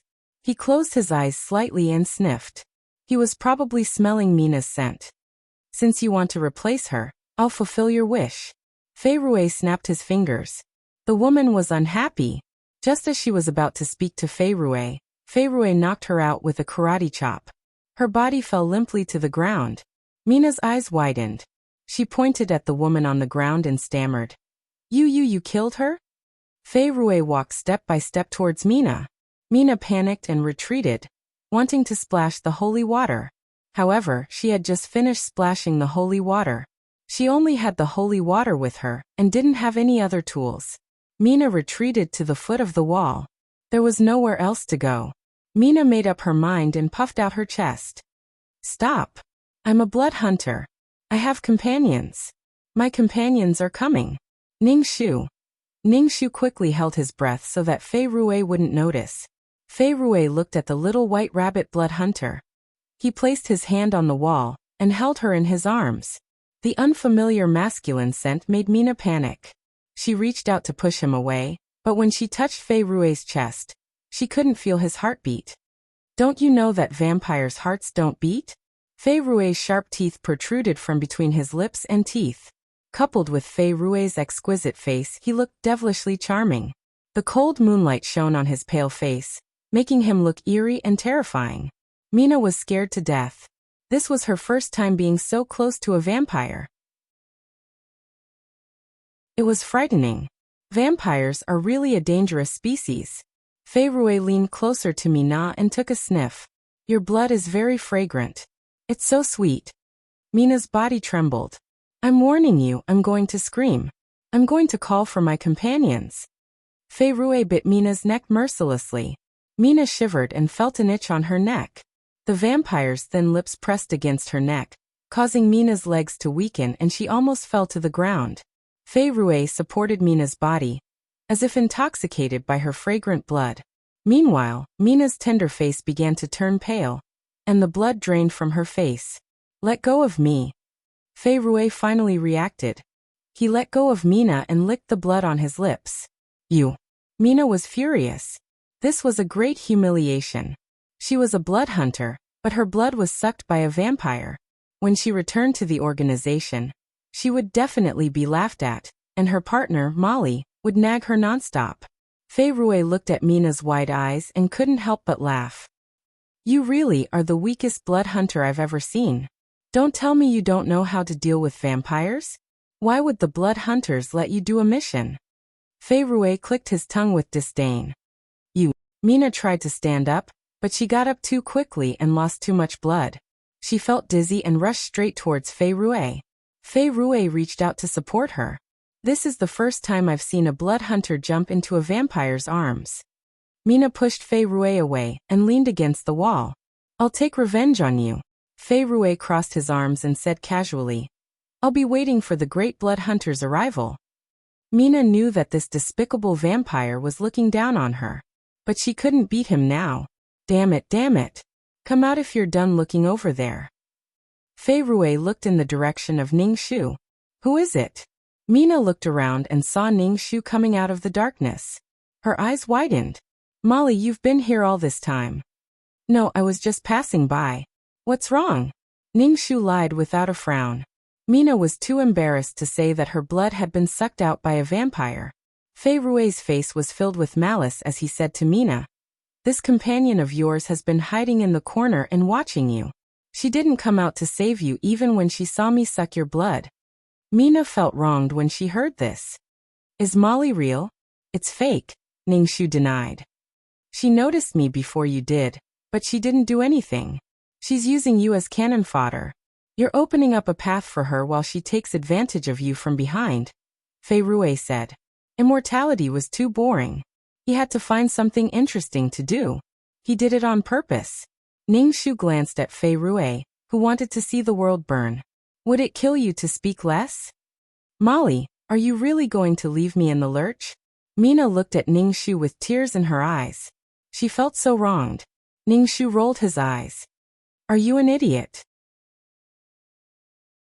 You're like this with just one sentence from someone else. What's more, it's a vampire. Didn't you hide there and watch your companion get sucked out? The Vampire Hunter organization seems to be contributing to the entire human race. They make it sound like they're righteous, but in the end, they're just doing it for their own selfish desires, Fei Rui said mockingly. He was also trying to sway the resolve of the two vampire hunters present. Mina bit her lip and looked at Ningshu with hurt in her eyes. They were clearly partners, but he didn't save her. Ningshu rolled his eyes. Who's righteous? Who would do something that doesn't benefit them? We kill vampires for money and for a living. Who said we're doing it for the entire world? It's not like we're sucking on celestial energy to live. If there's a need, then there's a need. Our existence is to restrain you vampires. Fei Rui smiled and looked at Mina, who was so wrong that she was about to cry. Actually, your vampire hunter organization is just like that. You're full of the stench of money, yet you still say that you're doing it for the country, for the people, and for the entire human race. Aren't you very hypocritical? Mina glared at Fei Rui. Shut up. Chapter 1375. You sucked my blood. I will definitely get my revenge. Mina lifted her skirt and ran away. Ningshu stared at Fei Rui cautiously and slowly retreated. Mina was fine after running away, but she couldn't do the same. Fei Rui stretched his neck and raised his hand. Long, sharp claws grew out of his fingers. Since you're already here, don't leave. Vampire hunters are too much. How dare you peek at me? Fei Rui flashed and instantly appeared in front of Ningshu. His bright red fingernails were almost dripping blood as he slashed at Ningshu's face. Ningshu tilted her head and avoided the fingernails. However, the fingernails grazed her face and left a bloody mark. Ningshu hurriedly retreated. She lifted her skirt and pulled out the gun strapped to her leg. She fired at Fei Rui. Fei Rui teleported and dodged the bullet. He even teleported in front of Ningshu. Ningshu spat out a mouthful of garlic water at Fei Rui's face. Fei Rui's face was stained with the smelly garlic water. It sizzled, but it didn't hurt him. However, his eyes were stained with the garlic water, causing them to turn even redder. In addition, when vampires were angry, their eyes would turn red. Now Fei Rui's eyes were so red that they looked like they were about to bleed. She had angered Fei Rui. Since she couldn't escape, she could only take it head-on. Garlic and holy water were effective against normal vampires, but they were useless against Fei Rui. Vampires were actually similar to zombies. Ningshu threw the gun away and dodged Fei Rui's attack. However, another bloody mark was left on her face. Fuck, you're just scratching my face to ruin it. My face is pissing you off. Ningshu sucked out all the spirit energy in her body. Her fingers flew as she formed a spell. A talisman slowly appeared. Fei Rui's pupils constricted. Eastern spell. Go. Ningshu pointed. The talisman turned into a ray of light and shot towards Fei Rui. A cloak appeared on Fei Rui's body. He used the cloak to shield his body and block the talisman. When the talisman came into contact with the cloak, it immediately exploded and white smoke rose into the air. Ningshu picked up the gun on the ground and immediately ran away. The spirit chi in his body was too little. He barely managed to make a talisman, and the spirit chi in his body was already completely depleted. If she delayed any longer, she would really be torn apart by Fei Rui. Fei Rui's face turned ugly when he saw the hole in his cloak. His eyes were bloodshot. Among the vampire hunters, there were also people who knew Eastern spells. Other than that old bastard from the vampire hunters who knew a little about magic, there were also people who knew about Eastern spells. Fei Rui disappeared in a flash. Ningshu escaped from the manor and prepared to return to the convenience hotel. Fortunately, there were no deaths this time, so the mission could be considered completed. Ningshu wiped the blood off his face. There were 2 cuts on his face. Fei Rui's claws were sharper than knives. If she had dodged any later, his claws would have pierced through her head. Hurry up and cultivate. Ning Shu discovered that the use of talismans in this world was exceptionally smooth, as if there were no restrictions. This meant that this was a rather magical world. After all, there were even vampires. Therefore, he had to work hard to cultivate. There was no other way except to increase his own strength. Ning Shu went to the pharmacy to buy some disinfectant and applied it to his wounds. Maybe there were bacteria on Fei Rui's fingernails. His fingernails suddenly grew out and were even longer than his fingers. Ning Shu bought some clothes and changed out of his suit before returning to the convenience hotel. Ning Shu opened the door and saw Mina sitting on the bed. Mina snorted and turned her back to Ning Shu. She looked very angry. Ning Shu went to the bathroom and removed the thing tied to his leg. If she wanted to be angry, she could be angry all she wanted. After washing up, Ning Shu sat cross-legged on the bed and began to cultivate. He discovered that talismans were more useful than holy water. Against a powerful vampire like Fei Rui, normal things were useless. Mina's back was facing Ning Shu. She wanted to wait for him to explain to her, but Ning Shu didn't say a word to her. This made Mina a little unhappy. She turned around and saw that Ning Shu was actually sitting on the bed, ignoring her. "Molly, don't you have anything to say to me?" Mina couldn't help but ask. She felt very stifled. It was as if she was the only one who cared. The other party didn't care at all. Ning Shu opened his eyes and looked at Mina. "What do you want me to say? You just watched as that vile vampire sucked my blood and didn't come out to save me." Mina felt very wronged and stretched her neck. "Look, there are 2 holes in my neck. We're partners, but you didn't save me. This is against the rules of the vampire hunters." Mina said sadly. "So you never saw me as a partner who would go through life and death with me?" Ning Shu said directly. "I can't beat him, so why should I come out? Besides, that vampire didn't do anything to you." "What do you mean by nothing? Look at my neck." Mina opened her eyes wide and wet. Ning Shu was speechless. "So you're blaming me now?" Ning Shu tilted his head and looked at her. Mina's heart trembled under Ning Shu's cold gaze. She pursed her lips. "Aren't you the one in the wrong? Mina, can I ask you not to be such a White Lotus bitch? In the end, didn't you also leave by yourself and leave me to face that vampire alone? Why didn't you think of us being partners at that time? Didn't you think that I would complain if I was killed by that vampire?" Ning Shu really had to hand it to her. She never remembered what she did. And when it was done by someone else, she looked so wronged. This was really fucking enough. Even a White Lotus bitch should have a limit. Mina widened her eyes slightly, and her eyes were moist. She looked very wronged, really wronged. "I was just dazed at that time and forgot."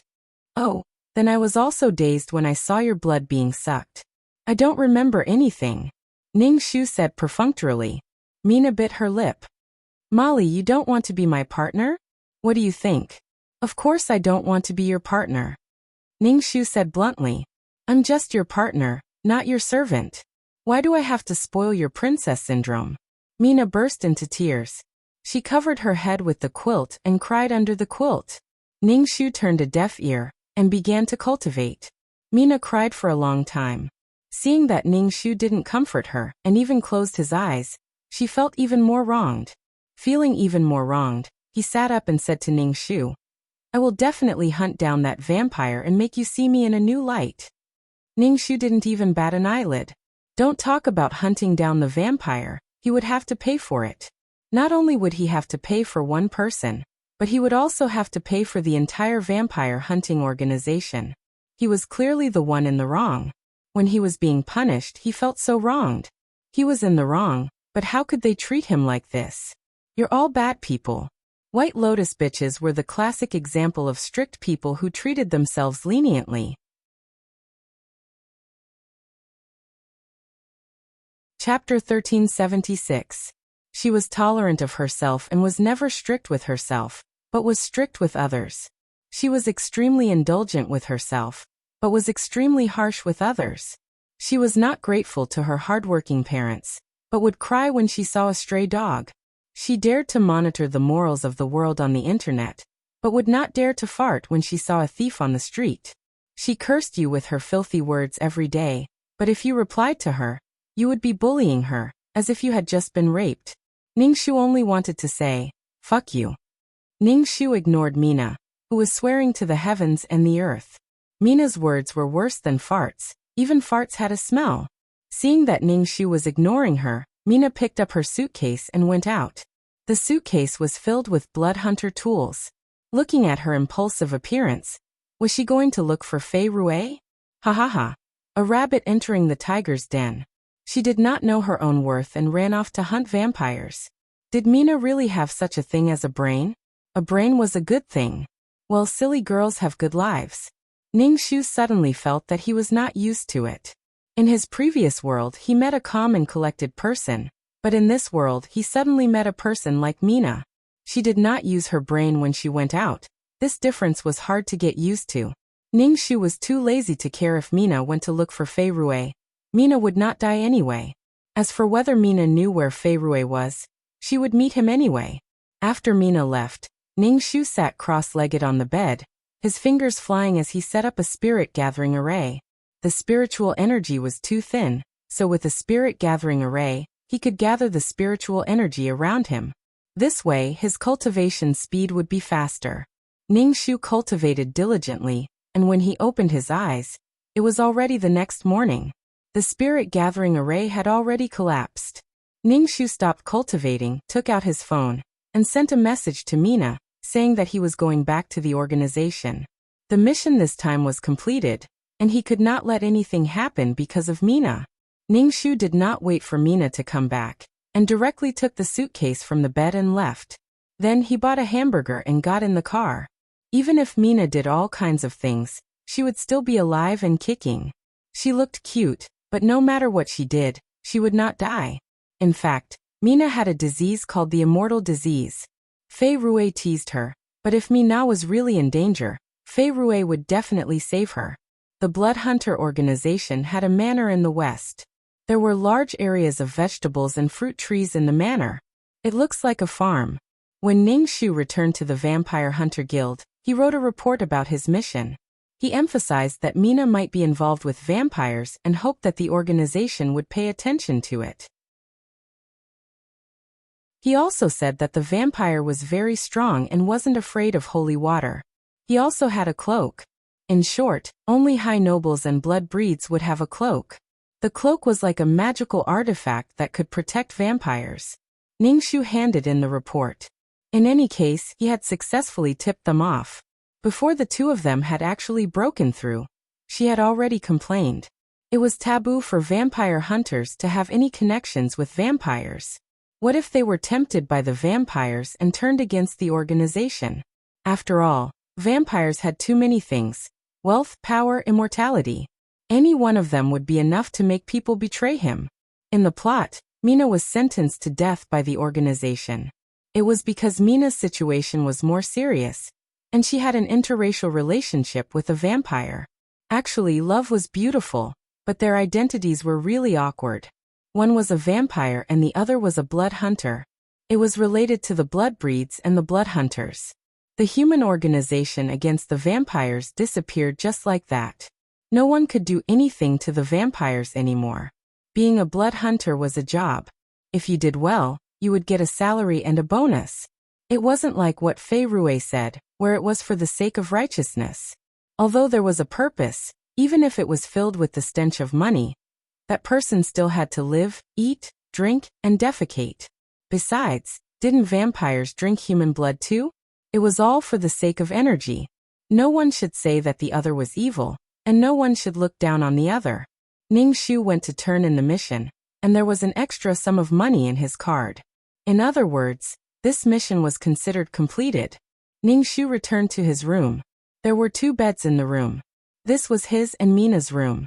Ningxu sat on the bed and tidied up the things in the box. He cleaned all the guns and crossbows. Ningxu directly soaked the crossbows' arrowheads in holy water. This way, they would be more lethal against ordinary vampires. Not every blood breeds had the ability to teleport like Fei Rui. Ningxu cleaned the guns and loaded them, making sure that they wouldn't run out of bullets when needed. He checked the tools in his box and placed them under the bed. Then, he sat cross-legged on the bed and began to cultivate. This manor was located in a relatively remote area, and the spiritual energy was more abundant than in places with more people. Setting up a spirit gathering array was simply half the work. Ningxu absorbed the spiritual energy around him. His previously emptied dantian slowly recovered, and the spiritual energy was more abundant than before. Ningxu was excited. The stronger he was, the better. This way, he would have a higher chance of winning against Fei Rui. In fact, Ningxu had always had a question in his heart. The existence of the blood hunters was like a fishbone in the throat for the blood breeds, and gave humans the confidence to negotiate with the blood breeds. Both parties had signed a contract. Logically speaking, these blood hunters should be very powerful. How could they be eliminated by Fei Rui? Even if the blood breeds that he brought were all very powerful, if the blood hunters were really so weak and were eliminated by the blood breeds, why would the blood breeds keep them until now? Was there something wrong with the blood hunters that allowed the blood breeds to take advantage of the situation? The plot only described how Fei Rui was like a god descending, saving Mina and eliminating the blood hunters, forcefully turning him into ashes. It was really cool and at ease. It seemed like he was here for Mina. The person who entrusted him, Molly, wasn't a high-ranking member of the blood hunters, so she didn't know. She only thought that Fei Rui was here to save Mina, eliminating the blood hunters and killing her. Ningxu couldn't figure it out. The only thing he could do now was to speed up his cultivation. When he was hungry, he went to the cafeteria to eat. This manor was self-sufficient. They grew fruits and vegetables, and there was even a chef. Ningxu drank milk and ate a hamburger. Ningxu wasn't used to eating foreign food. He always felt like he couldn't fill his stomach with rice. If he didn't eat properly, it didn't feel like eating. Someone sat across from Ningxu. When he looked up, it was his male colleague, Tulu. Tulu was wearing a leather jacket and jeans. He looked like a cowboy. Why are you alone? Where's Mina? Tulu dipped his sandwich in ketchup and drank some buckwheat wine. Ningxu said half-heartedly, "She has something to do. She'll be back in a while." Tulu nodded.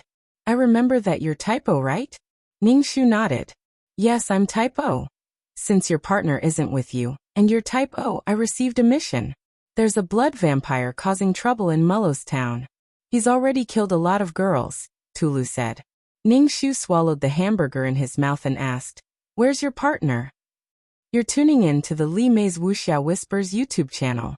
We're so grateful for your support, and don't forget to subscribe to join us on this incredible journey through captivating stories. Your generosity through donations truly makes a world of difference, as it's the primary source of revenue that allows me to expand and enhance this channel for you. Thank you from the bottom of my heart for being a part of this adventure.